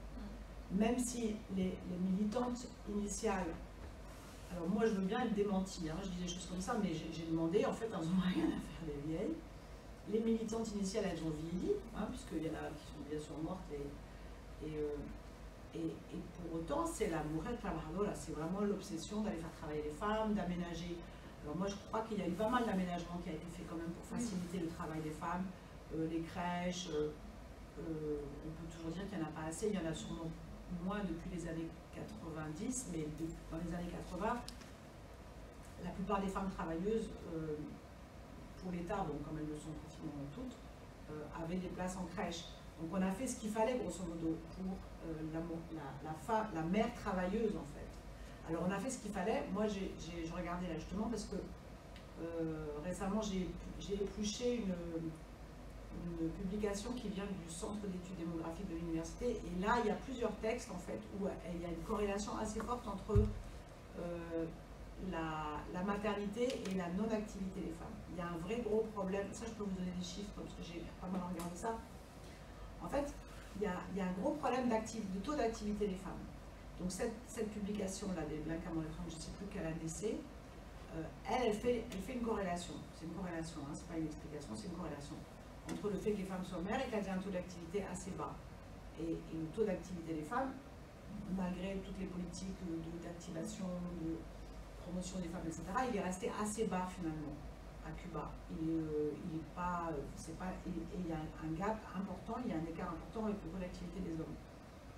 Donc moi ça m'a intriguée, j'ai essayé de regarder les statistiques elles ne comptent pas forcément tout, surtout depuis qu'il y a de moins d'emplois étatiques, les statistiques elles ne comptent pas tout. Quand on reste chez soi, on peut travailler dans l'entreprise familiale et on n'est pas forcément compté, donc tout ça j'ai essayé de prendre en compte. Et ce à quoi je suis arrivée quand même, c'est que la corrélation, elle n'est pas forcément avec la maternité, elle est avec le fait d'avoir des parents âgés à la maison. Et quand moi je parle de cuidado, je parle essentiellement du cuidado des personnes âgées, non pas que j'écarte celui des enfants, mais du moment qu'on a une grand-mère à la maison, on peut faire pratiquement ce qu'on veut comme carrière si la grand-mère s'occupe des enfants. Ça veut dire que la grand-mère, elle n'est pas forcément très âgée, elle peut avoir 50-55 ans, qu'elle a arrêté de travailler pour s'occuper de ses petits-enfants et en même temps s'occuper de sa propre mère, parce que l'allongement de la longévité à Cuba, ça fait qu'il y a des très vieux, comme ici. Hein, moi j'ai encore mes parents, je ne vais pas m'arrêter de travailler pour m'occuper d'eux parce qu'ils n'ont pas encore besoin de ça, et qu'en plus en France on a des relais, mais à Cuba il y a beaucoup de gens, le taux d'activité des femmes à 50 ans, il chute énormément en fait. Donc c'est des choses qu'on ne capte pas quand on s'occupe juste des femmes qui ont 25-30 ans finalement. Et il y a ce ciseau entre être une mère et être une fille. Et être une mère, c'est pas seulement être une mère à 25 ou 30 ans à l'âge de procréer, c'est être une mère aussi à 60 ans, être une mère à 80 ans et à 90 ans et avoir des enfants vieux qui s'occupent de vous quand vous avez 90 ans. Donc finalement, moi j'ai vu l'obstacle au travail des femmes beaucoup plus... je ne l'ai pas vu dans la maternité, effectivement, parce que je n'ai pas forcément ça que j'observe non plus. Et le dispositif idéal que j'ai vu, c'est celui où les grands-mères s'occupent de leurs petits-enfants, donc les mères peuvent aller travailler. Effectivement, il y a un trade-off entre éventuellement l'argent et... Là, comme à Cuba, l'immigration était assez définitive jusqu'à récemment, le trade-off, il était très net. Mais il peut être encore existant aujourd'hui quand les femmes travaillent beaucoup et qu'elles ont les grands-mères pour s'occuper de leurs enfants, mais pour s'occuper d'elles aussi. Et un jour, la grand-mère, elle en fait de moins en moins, ou elle commence à avoir Alzheimer, et là, ça bascule. Moi, ma famille à Cuba, sur laquelle j'ai largement basé mon bouquin, depuis la parution du livre, alors il y a des nouvelles catastrophiques, les deux grands-parents qui étaient vaillants, qui allaient chercher le petit à la crèche, qui s'occupaient de tout, ben, il y en a, mamie, elle est tombée dans la rue, elle s'est fait un golpe à la tête, donc elle est un peu HS chez une de ses filles, et papy, il a eu un petit AVC, donc il est chez l'autre fille. Donc en fait, alors que moi j'avais écrit maltraitance dans mes cahiers de notes et dans mon bouquin, ben là les deux filles elles sont en train de s'occuper de leurs vieux parents. Donc quelque part ça a basculé très rapidement. Alors c'est pas définitif forcément, tout le monde espère qu'ils vont reprendre du service, mais finalement c'est pas tellement sûr. Donc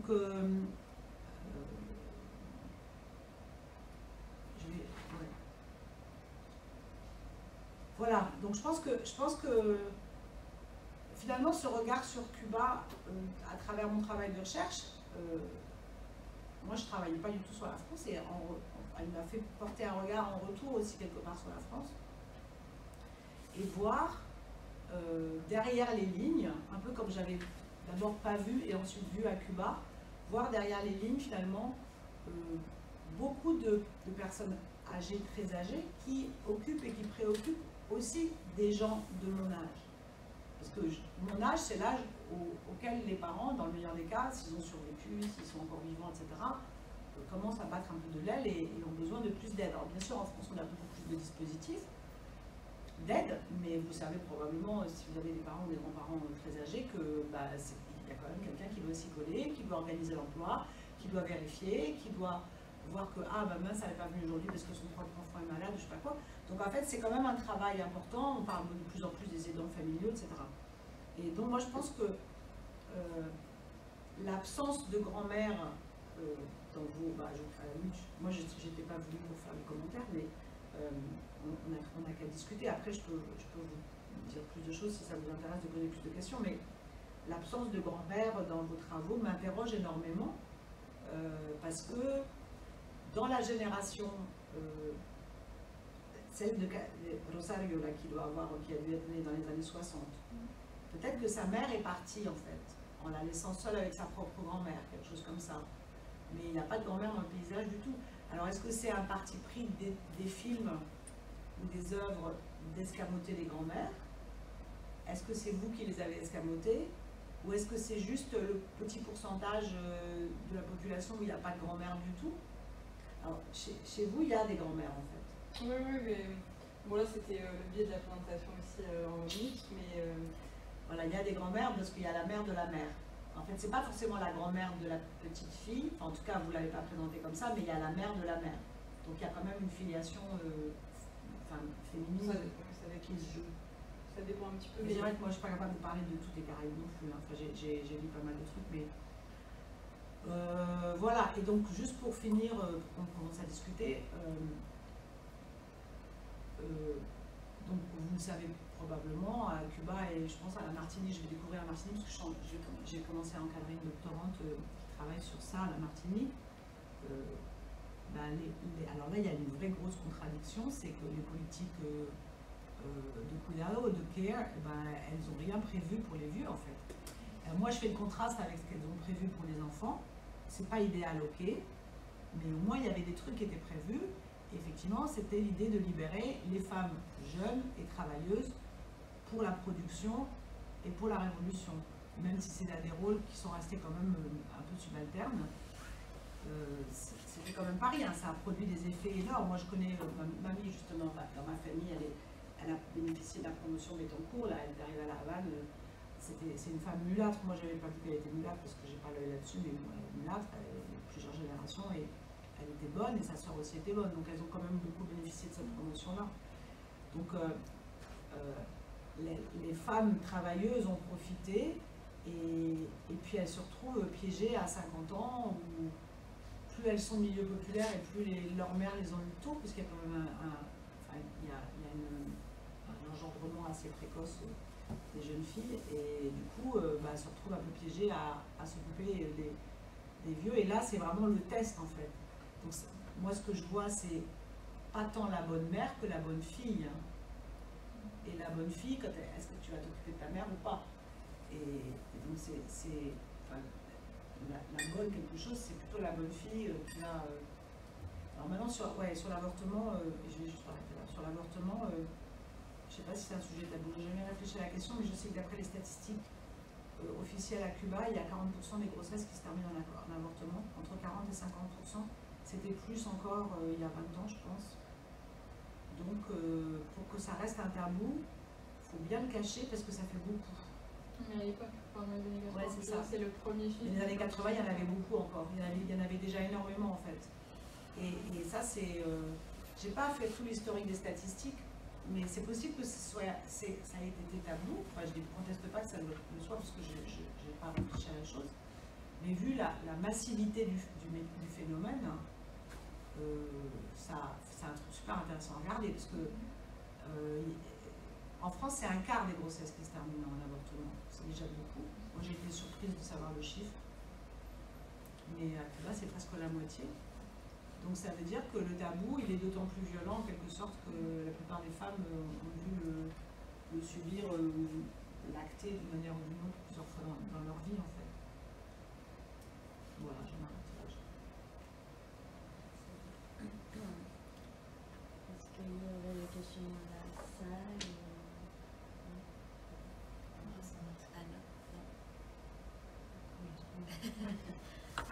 Moi j'avais une question aussi par rapport notamment à ton travail à toi, Natacha, et peut-être aussi au tien alors.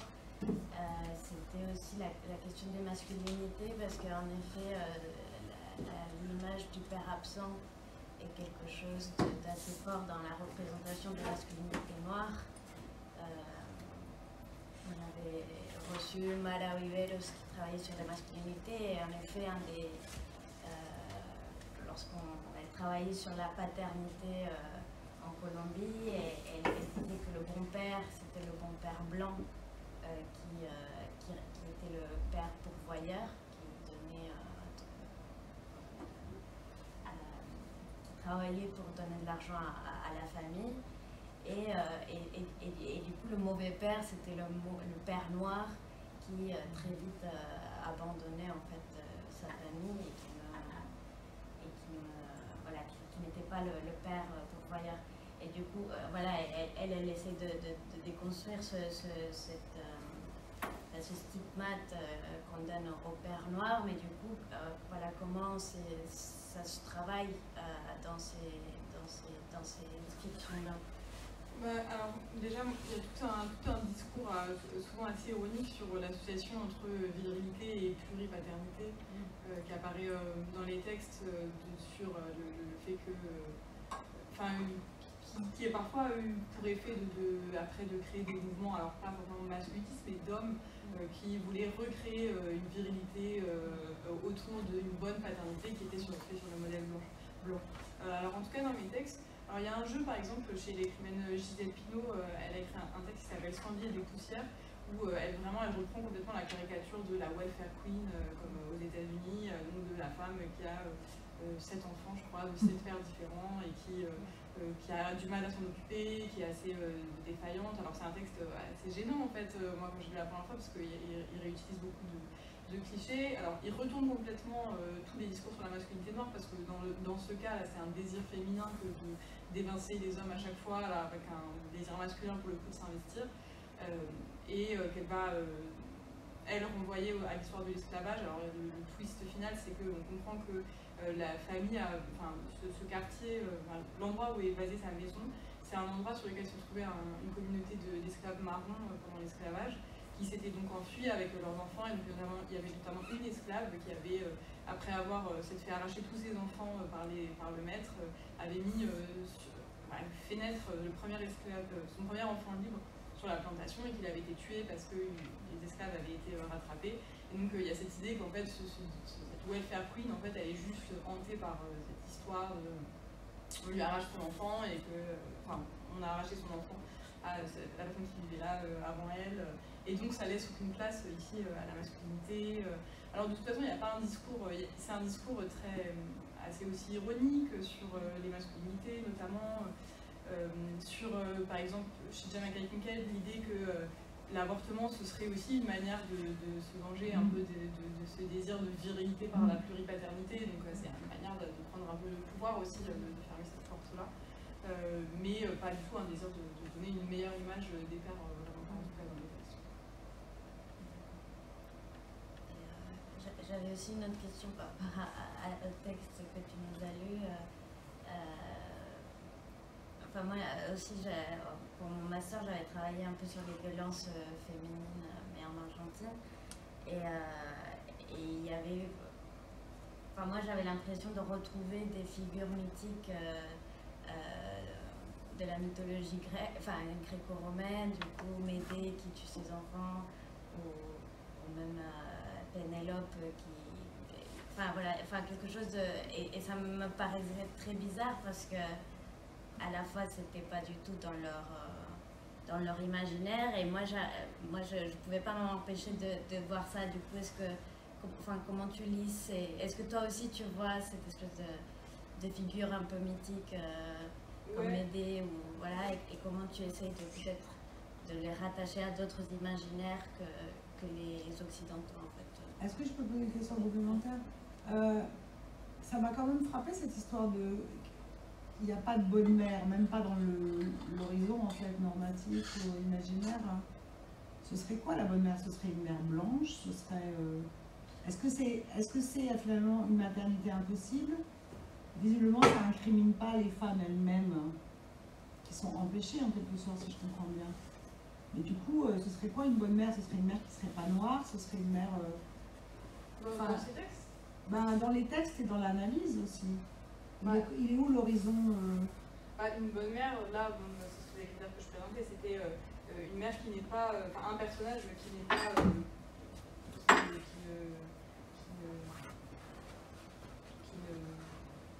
ne nuit pas à la santé de ses enfants. Mais c'est pas du tout une mère blanche, parce que par exemple, justement dans les récits qui se déroulent dans la période de l'esclavage, il y a toutes cette idée du maternage des femmes noires sur les enfants blancs et de l'incapacité des personnages de femmes blanches à s'occuper de leurs enfants dans ces textes, alors notamment dans Moitié tu vas sorcière, parce que tout ce qui relève du maternage et du soin, il est renvoyé aux enfants, à l'esclave ici, donc à Tituba.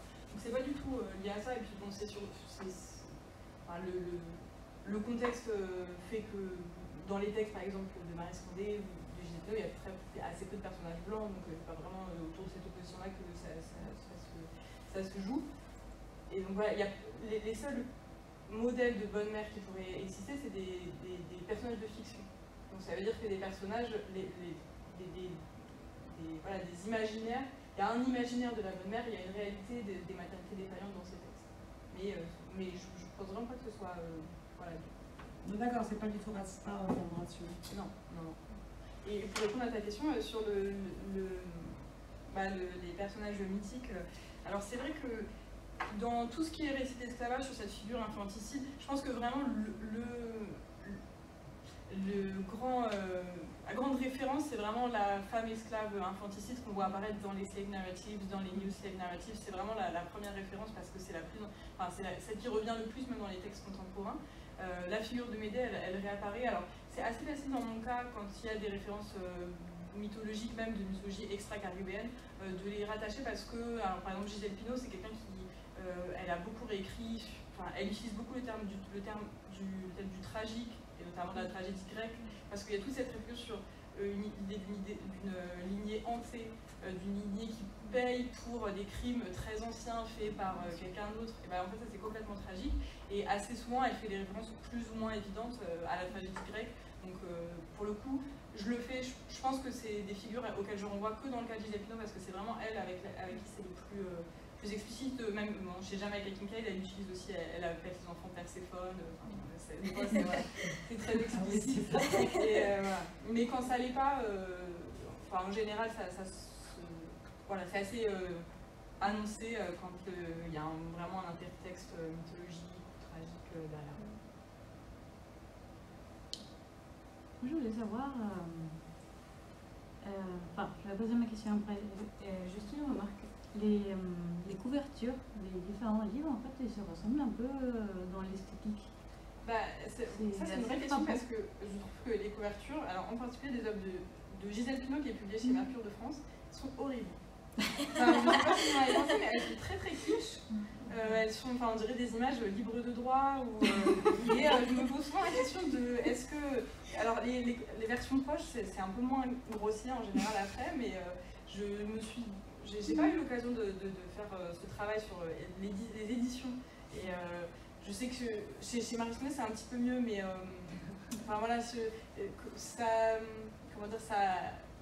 c'est des couvertures qui se ressemblent, je ne sais pas qui les choisit. C'est pas tout à fait dans les mêmes maisons d'édition en plus. Oui, il y a quand même un peu. Ah ouais, moi je l'ai vu pour Gisèle Pineau, là je me les mets devant les yeux. Par exemple, alors toutes les séries de Jamaica Kincaid, c'est très souvent des photos qui sont tirées de ses archives personnelles. Donc comme elle a beaucoup écrit sur sa famille, des photos de son père, des photos de sa mère, de sa grand-mère.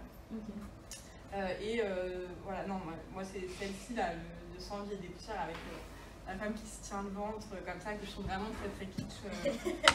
C'est un peu roman à eau rose. C'est vrai que ça fait un peu roman à l'eau rose. Ouais. Mais peut-être que je ne l'ai pas interviewée sur ça, donc peut-être qu'elle a choisi et que moi qui me mets en question, c'est vous. Mais dans l'autre slide, où il y avait les autres 4 couvertures, la ressemblance entre les couvertures était assez frappante. C'était des femmes, souvent presque en portrait. Ouais. Et, oui, c'est vrai. Et tu penses à celle-là? Ouais, c'est ça. Et c'est vraiment, c'est intéressant, j'y avais pas pensé. Le fait de choisir un personnage de femme noire en portrait en disant vraiment c'est des textes sur les femmes, c'est des textes sur les femmes noires, le fait de les mettre en couverture, alors que c'est des intrigues qui sont beaucoup plus larges, mais c'est intéressant, ça l'ancre vraiment, tu vois, dans une réception, ça prévoit une réception en termes de, il s'agit là de romans sur les femmes noires. Et le point de vue, en général, c'est le point de vue des... Alors c'est souvent des textes assez polyphoniques, ouais. Ça dépend desquels. Il y a généralement c'est des narrations à la première personne, mais parfois c'est plusieurs narrateurs qui se succèdent. Alors même, en fait, très souvent c'est plusieurs narrateurs qui se succèdent parce que par exemple, dans tous les récits d'enquête généalogique, il y a cette idée que en fait, chacun a une pièce du puzzle qui va venir donner une idée de ce qu'est le secret d'origine, et puis bon, à la fin en général on ne le trouve pas parce qu'elles le font dérailler, c'est extrait. Mais du coup, oui, c'est des textes en général assez peu. D'accord. Et c'est frappant du coup qu'il y ait cette focale sur la figure de la mère en couverture. Oui, bah oui, tout à fait. Sur la réception qui est prévue, ouais, c'est intéressant. Et vous sais un peu sur la réception, quelle est la réception du coup de ces livres? Alors, moi je sais que, par exemple, Christina Garcia, j'ai lu il n'y a pas longtemps qu'on avait interdit ses livres dans une école très religieuse des États-Unis, parce qu'elle est aux États-Unis, elle est arrivée très tôt de Cuba, et c'est des textes sur la question de sexualité, donc elle a été interdite dans certains lieux. Je sais que Jamaica Kincaid a eu une réception assez dure. En fait, elles ont toutes eu des réceptions assez dures.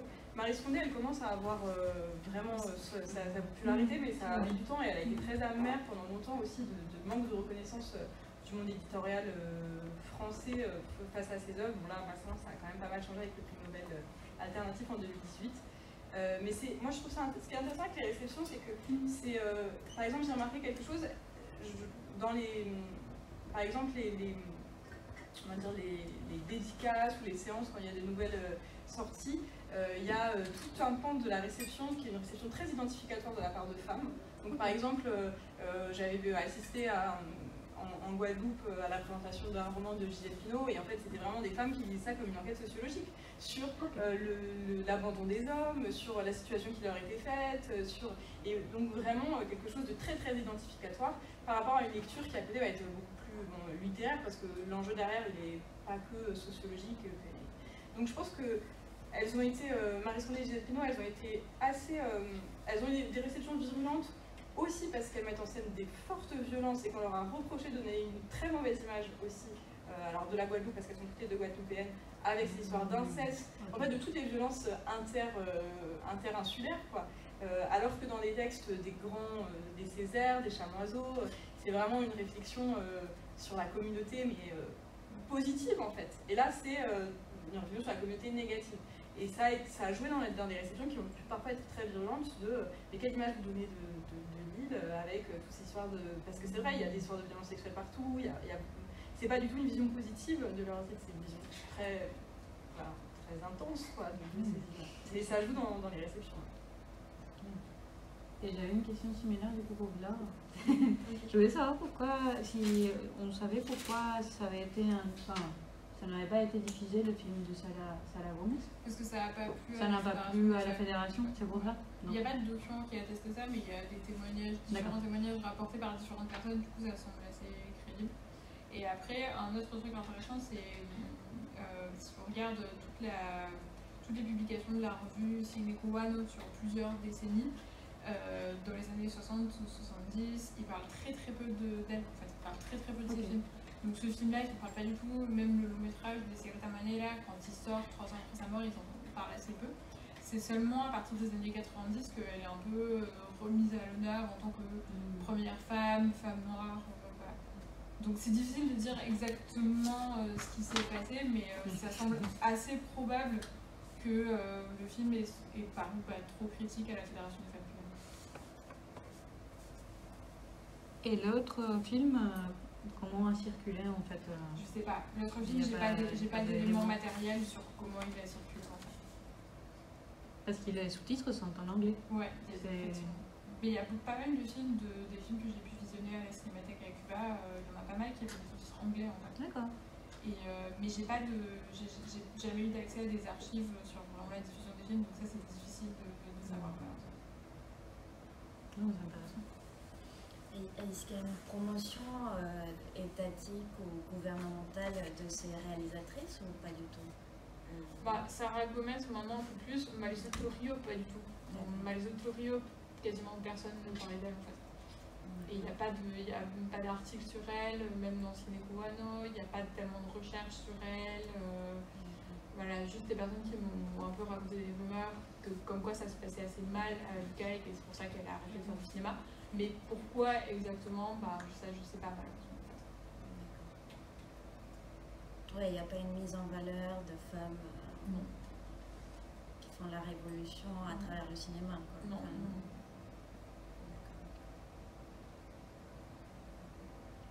Du coup, c'est un cinéma qui dénonce. Bah, oui, d'une certaine manière, oui. Pas, enfin, ce qui est intéressant, c'est que c'est quand même un cinéma produit par l'ICAI, par des personnes qui sont dans l'industrie. De toute façon, c'est pas possible à l'époque, même encore aujourd'hui, c'est compliqué de produire du cinéma hors de ce circuit-là. Mais c'est un cinéma qui est quand même un petit peu critique de certaines choses. Mais est-ce que c'est pas un cinéma qui dénonce pour... parce que la fédération, elle n'est pas dans l'opposition, loin de là, mais en même temps, la fédération s'est quand même battue quelque part pour faire avancer la cause des femmes. Alors, moi, je pense que ce que vous dites, c'est juste, c'est pas forcément que pour les femmes, mais c'est jamais que pour les femmes, c'est aussi pour la révolution. C'est vrai que toutes les politiques publiques qui ont favorisé le travail des femmes, c'était pas pour les femmes forcément, dans les conditions dans lesquelles les femmes travaillaient.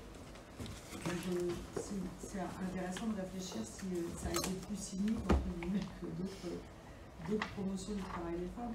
Mais est-ce que ce ne serait pas justement des films portés par des militantes de la fédération, enfin, disons, ces voix-là pour améliorer, pour dire on a besoin de crèches, parce que la fédération elle a fait ce qu'elle a pu, enfin, elle aurait pu faire plus, c'est sûr, mais en même temps ils ont quand même promis des trucs. Oui, non, bien sûr. Après, là, on veut dire que des témoignages qui disent que pour le film de Sarah Gomez, qu'il n'a pas plu.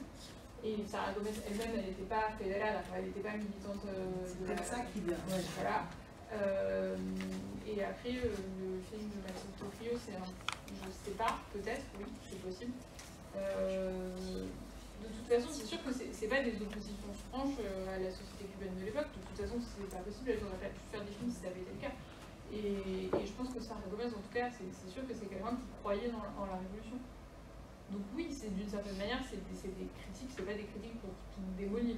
Des critiques pour aller plus loin, pour pousser des réformes. Oui, bien sûr. Et pour attirer l'attention aussi vers des lieux, des espaces sociaux et raciaux qui n'ont pas été pris en charge suffisamment. D'ailleurs, les grands. Moi j'ai une réponse sur les grands. Non, pour le coup, j'en parle dans ma thèse à plusieurs reprises. C'est intéressant les grands-mères parce que, alors il y a deux cas en gros, donc, dans les textes des récits de migration, justement il y a une réflexion sur le fait que la migration casse ce soin que doivent les filles aux mères, même quand elles sont assez âgées. Donc c'est le cas dans l'œuvre de Christina Garcia, c'est le cas dans l'œuvre d'Elisabeth Bensicat, où en fait il y a une rupture familiale et il y a quelque chose qui ne va pas à cause de ces migrations, c'est que la mère est laissée seule aux soins de quelqu'un d'autre que sa fille, parce que sa fille est partie en Amérique du Nord par exemple. La grand-mère est laissée seule. Ouais. Pas la mère en migrant a laissé ses enfants aux grand-mères. Pas les deux en fait. Oui, forcément. Alors parfois c'est à la tante qu'ils sont laissés, mais justement il y a... Et ça va aussi parce que dans le cas d'Edith Bensicat, par exemple, la fille est laissée à la tante, et la tante n'est pas la fille aînée, donc c'est en Haïti, mais c'est à peu près quand même la même idée. Elle n'est pas la fille aînée, mais du coup elle se retrouve à devoir s'occuper de sa mère. Alors que la fille aînée, c'est celle qui est partie aux États-Unis, en tant qu'aînée, elle aurait dû avoir la responsabilité de sa mère. Et elles sont critiquées. Alors elle n'est pas critiquée, mais disons qu'il y a toute une idée il y a une réflexion sur l'ordre familial en fait.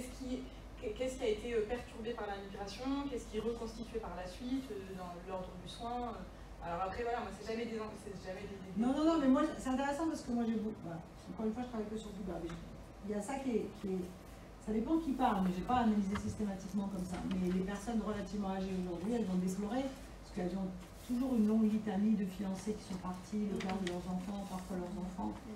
Parfois leur mère aussi, ou leur sœur qui sont partis s'occuper des enfants, de leurs enfants. Enfin, il y a plein de... Plus on est vieux, plus on a une litanie de départ. Mais il y a des situations objectives dans lesquelles les gens sont tiraillés. Il y a une dame de 70 ans qui me dit « Moi j'ai ma fille à Barcelone avec mon petit-fils que j'ai pas encore vu, mais comme il y a ma mère là, et je voyais bien qu'elle ne peut pas espérer que sa mère meure pour qu'elle puisse aller voir sa fille. En même temps, rester là pour s'occuper de la vieille dame, c'est quand même moins bien qu'être devenue la grand-mère elle-même.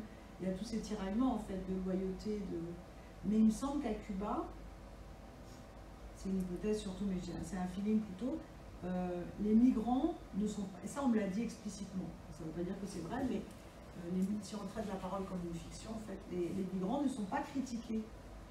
Parce qu'ils sont... c'est assez étonnant, parce qu'ils sont critiqués, c'est les Gusanos, ils sont critiqués, c'est les traîtres à la Révolution, etc. Mais au sein des familles, c'est presque des sacrifiés, en fait. Et pourtant, ils font des faux, et pourtant, il y en a qui assurent pas une cacahuète, et pourtant, ils n'envoient pas toujours beaucoup d'argent, et voilà, ils ne sont pas d'une loyauté indéfectible. Par exemple, ils mégotent sur les dollars, parce qu'ils savent le pouvoir d'achat des dollars à Cuba. Donc, tu envoies 25 $ par mois pour payer quelqu'un pour s'occuper de la mère. Mais toi, tu crois que la sœur, elle te dit merci beaucoup, 25 $, c'est magnifique. En fait, la sœur, elle sait bien que 25 $, c'est des clopinettes. Et que ça représente tel pourcentage de ton salaire. Et qu'en fait, pour payer quelqu'un pour s'occuper de ta mère, il en faut beaucoup plus. Donc, ils jouent un peu sur les différentes monnaies, mais moi, j'ai pas entendu de critique franche d'abandon. Enfin, d'abandon individuel, oui, ma mère est partie, donc on essaie avec ma grand-mère. Mais pas, oh là là, où sont les femmes par la couillère, quoi.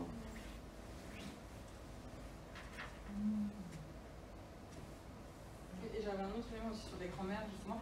Ce qui est intéressant, c'est que souvent dans mes textes, des mères horribles deviennent des grand-mères magnifiques. Donc en fait, quand il y a quelque chose d'une relation mère-fille qui se joue, qui est très complexe, quand il arrive un enfant, un petit-fils, pour le coup la relation s'apaise beaucoup. Et ça va aussi avec cette idée que les mères ont la responsabilité de l'éducation de leur fille, et donc notamment de sa respectabilité sexuelle, du fait qu'elle sache bien s'occuper d'une maison. Et donc ces responsabilités-là, elles impliquent des relations qui sont parfois violentes. Et il n'y a pas ces responsabilités-là dans le cas de la grand-mère, en tout cas dans les textes. Et c'est juste une relation qui peut être purement affective, et c'est à ce moment-là que la grand-mère, c'est un personnage pour le coup positif, qui rentre en... qui est une mère horrible et qui est une grand-mère gâteau, magnifique. Et ça, c'est dans quelle période? Alors moi, c'est plutôt du contemporain, c'est-à-dire deuxième moitié de la deuxième moitié du XXe siècle. Et il y a encore cette mission d'éduquer les filles pour être de bonnes mères de famille et de bonnes maîtresses. Dans les textes, oui. Ouais. C'est bizarre aussi. Mais c'est pas forcément d'ailleurs pour être des bonnes mères de famille, mais c'est. Alors je sais pas si c'est la même chose avec Cuba, c'est la politique de la respectabilité, c'est l'idée qu'il y a une forme de. Il y a de la. Toute grande tolérance par exemple à la sexualité des jeunes filles dans les textes. Par contre, ce qu'il faut, c'est avoir l'air respectable. Donc, on est tolérant si la jeune fille tombe enceinte, mais par contre, avant toute son enfance, on la met en garde. Avec l'idée, il y a une expression en créole qui dit rattache tes poulettes, je laisse sortir mon coq. C'est-à-dire qu'il faut garder ses filles à la maison parce que bon, quand on a des fils, ils peuvent sortir comme ils veulent. Voilà, cette idée-là qui n'est pas forcément. En tout cas, dans mes textes, les filles mères, elles ne sont pas du tout marginalisées, elles ne sont pas du tout exclues de la communauté, elles ne sont pas du tout marginalisées, elles sont quand même prises en charge par leur famille, par leur communauté. Mais par leur mère. Mais, pardon? Par les mères. Ça dépend. Ou par des mères de substitution. Oui, oui, c'est ça, mais il y a la génération d'au-dessus. Ouais. Bon, on arrive à... Toi, tu as une dernière question? Allez-y. La salle. Non, allez-y. En fait, c'était plutôt une remarque. En fait, c'est vrai que ça me trouble assez la question des mères, du coup des mauvaises mères, et je comprends bien, comme vous l'avez expliqué, que c'est aussi un argument politique des autrices pour contre cette obligation de maternité. En fait, je me demande à quel point aussi il y a des liens, entre la littérature et aussi est-ce que ça véhicule pas aussi certains préjugés. Expliquer mon idée, c'est par exemple, là je parle plutôt de mon expérience de travail et non pas forcément universitaire, mais par exemple, j'ai l'impression que ces préjugés sur les mauvaises mères sont très appliqués envers les femmes noires, et pas seulement dans les Caraïbes, en Amérique latine, mais aussi en France. Par exemple, je travaille avec une petite association qui accueille des femmes en exil et subsahariennes, mères noires, et j'ai remarqué que dans beaucoup d'équipes, on va dire, sociales, éducatrices, il y a vraiment une sorte de super vigilance envers les mères africaines avec un peu ces préjugés-là, soit elles peuvent être plus maltraitantes, violentes, ou quand il y a des violences sexuelles, elles peuvent être aussi du coup défaillantes, ou certaines, il y a toujours le risque qu'elles laissent aussi les enfants ou se retournent contre les enfants. Et du coup, ça m'a vraiment troublée de revoir les catégories contre lesquelles je m'oppose dans mon travail dans la littérature. Et je ne sais pas quel pourrait être le vase communicant en fait entre cette littérature-là, qui est très particulière, et une sorte d'imaginaire collectif en France sur la construction des mères africaines et en exil. Je ne sais pas si j'ai bien expliqué. Oui, mais je suis tout à fait d'accord. Alors, je pense qu'il faut noter que la particularité de mes textes, c'est que c'est des textes aussi qui sont dans des contextes, enfin qui sont écrits dans des contextes majoritairement noirs, c'est-à-dire qu'ils ne sont pas du tout dans des contextes d'opposition entre, qui sont rarement du moins des contextes d'opposition entre mère noire et mère blanche, notamment tous les textes de Gisèle Pineau. Donc déjà ça modifie un petit peu le discours parce qu'on n'est pas dans un discours d'opposition entre la bonne maternité blanche et ce que vous disiez. Voilà. C'est ça qui est Et je pense qu'il y a aussi l'idée, mais ça c'est plus littéraire, que c'est des écrivaines, enfin c'est un choix en fait, qu'elles récupèrent beaucoup des caricatures sociales. Je pense qu'il y a deux choix qui sont possibles, soit on les refuse complètement, soit on les récupère. Elle les récupère toujours, alors soit un peu par forme d'ironie, soit aussi parce qu'elle donne de la profondeur et des explications de caricature. Et notamment, il y a toute cette idée qu'au départ, on a une caricature sociale, on a des œuvres où parfois on se sent un peu mal à l'aise au début en se disant elle récupère complètement ces caricatures. Et en fait, en le lisant, on voit qu'elle ancre ça dans une histoire, en fait, dans il y a toute cette pensée du tragique, de tout ce contexte qui fait qu'il y a ces déraillements qui se jouent à un moment ou à un autre, c'est pas du tout une pensée de la responsabilité de ces femmes-là, c'est d'ailleurs pas du tout une accusation de ces personnages maternels, c'est vraiment une idée de quel contexte de violence coloniale, post-coloniale, patriarcale crée ces violences qui se jouent à petite échelle entre mère et enfant. Avec cette idée-là, vraiment, il y a toute une réflexion aussi sur l'enfant, sur le statut de l'enfant colonisé ou post-colonisé, qui incarne ici, en gros, tout ce qui se joue à grande échelle dans le rapport colonial se rejoue à petite échelle dans le rapport mère-enfant. Qui fait que, il semble que c'est un peu, en tout cas en le tournant comme ça, c'est un peu moins dérangeant parce que ça au lieu de reproduire strictement des caricatures racistes ou coloniales, justement ça réfléchit la violence coloniale à partir de certaines de ces caricatures. Mais c'est vrai qu'aux États-Unis, on a cette image aussi de la mère défaillante, de la mère à l'aide sociale, etc. Mais en Afrique subsaharienne, c'est compliqué à penser parce que c'est pas tout à fait la colonisation dans le même sens en fait. Je trouve que c'est intéressant comme question. Je veux dire, les mamans subsahariennes, on est ici quand elles arrivent en France. Oui. Moi, il me semblait que c'était plutôt la mère prolifique qui était l'image de la mère subsaharienne en France. Qu'elle faisait trop d'enfants, après sa façon de Je sais pas un peu, c'est vrai. Moi j'avais deux questions. Une première question par rapport Enfin, j'ai l'impression que ces familles qui sont représentées dans tes textes sont des familles défaillantes. Il n'y a pas de père, il n'y a pas de... Enfin, la mère est défaillante, le père est défaillant, enfin, il y a tout tombe en morceaux. Enfin, en tout cas, la famille est le lieu des violences. Et du coup, je me demandais... un peu dans l'idée de kinship, enfin si c'est pas la famille là où je vais me ressourcer et avoir le care, ces personnages du coup ils cherchent quel type de, enfin quels sont les liens qui les sauvent en fait, c'est quelqu'un qui vont faire famille, enfin la vraie famille, enfin une famille qui est aimante et l'autre c'était par rapport à l'idée de, enfin il y a une chercheuse argentine qui parle beaucoup de l'orphée noir, de l'Oedipe noir et notamment du fait que pas souvent les mères noires ne sont pas les mères de leurs enfants parce que voilà toute une filiation qui est cassée à cause de la colonisation, mais qui vont être les mères des enfants blancs en fait, qui vont être là pour élever les enfants des mères blanches qui font autre chose. Mais voilà. Du coup, est-ce qu'il y a aussi ça, cette question de la mère noire qui ne peut pas être la mère de ses enfants, mais qui devient la mère des enfants de ses maîtres en fait. Oui, complètement. Il y a toute cette idée aussi. Et d'ailleurs, même dans des modes plus contemporains du care, il y a cette idée de substitution d'un care payant, de substitution justement du care familial par un care payant dans tous les récits de migration. Alors dans le contexte caribéen, c'est encore plus fort parce que au-delà de l'histoire de l'esclavage, il y a eu toute cette période du Bumidum où c'était une agence qui organisait le départ des Martiniquais, des Guadeloupéens et des Réunionnais aussi, je crois, vers l'Hexagone pour les employer dans des emplois où on manquait de bras et des emplois de fonctionnaires, donc comme ils avaient la nationalité, c'est pratique. Et ça fait que notamment il y a énormément de femmes martiniquaises ou guadeloupéennes qui sont venues en tant que bonnes, en tant que infirmières ou pour s'occuper des enfants. Et dans mes textes, il y a cette idée-là, c'est-à-dire, c'est quelque chose qui se perpétue.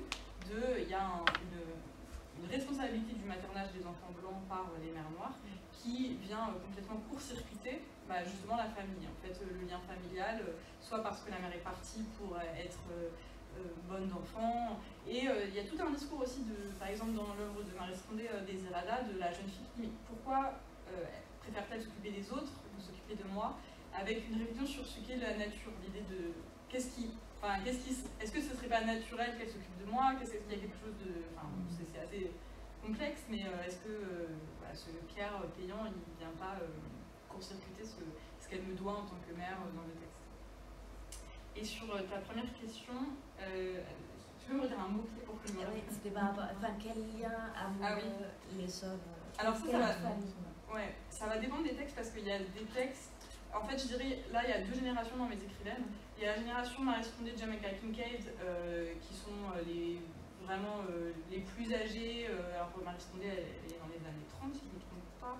Donc, elle commence à être assez âgée. Jamaica Kincaid aussi, c'est vraiment très sombre. C'est-à-dire qu'il n'y a pas vraiment de porte de sortie. Il n'y a pas vraiment des personnages qui trouvent des formes de kinship, de substitution. Il y a même cette idée, alors chez Jamaica Kincaid c'est assez fort, que finalement il y a une sorte d'incapacité émotionnelle qui est créée par le contexte colonial, où les personnages en fait sont tellement, on leur apprend tellement à se détester, à détester leurs traits coloniaux, à détester leurs usages coloniaux, leurs traditions, qu'en fait ils sont incapables d'aimer tout ce qui leur ressemble. Donc d'aimer un enfant, d'aimer un partenaire. Donc dans ce cas-là, chez Jamaica Kincaid, il n'y avait pas vraiment d'espoir. Mais dans la génération d'après, la génération de Christina Garcia, de Gisèle Pineau, d'Edwige Antical, il y a quand même beaucoup plus d'espoir. Et donc dans l'idée aussi de, par exemple, toutes ces maternités d'élection, dans le Morne Capresse dont je parlais, par exemple, avec cette communauté de femmes qui se retrouvent, c'est toutes des femmes qui ont été d'une manière ou d'une autre violentées par leur famille biologique. Et en fait, elles se créent un imaginaire de la filiation en s'imaginant qu'elles ont la même origine. Alors elles s'appellent sœurs, elles pensent qu'elles ont un même père. Elles se recréent cette filiation-là, qui est une filiation d'élection. Quasiment féministe. Elles n'utilisent pas le terme féministe, mais ça ressemble. Ça finit très mal, malheureusement. Elles tuent des bébés masculins, donc c'est un peu moins utopique que ce que j'aimerais voir dans le texte quand même. Mais il y a des formes d'espoir dans des relations d'élection. Mais je trouve vraiment plus dans la deuxième génération que dans la première génération de mes écrivains.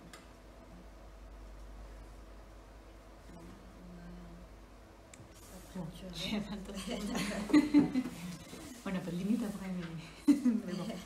On va, si vous voulez, on peut continuer la discussion. Moi je peux pas être là, donc normalement on boit un coup après, mais je ne sais pas si vous êtes une demi-heure et puis on va dormir. En tout cas, merci beaucoup pour vos présentations.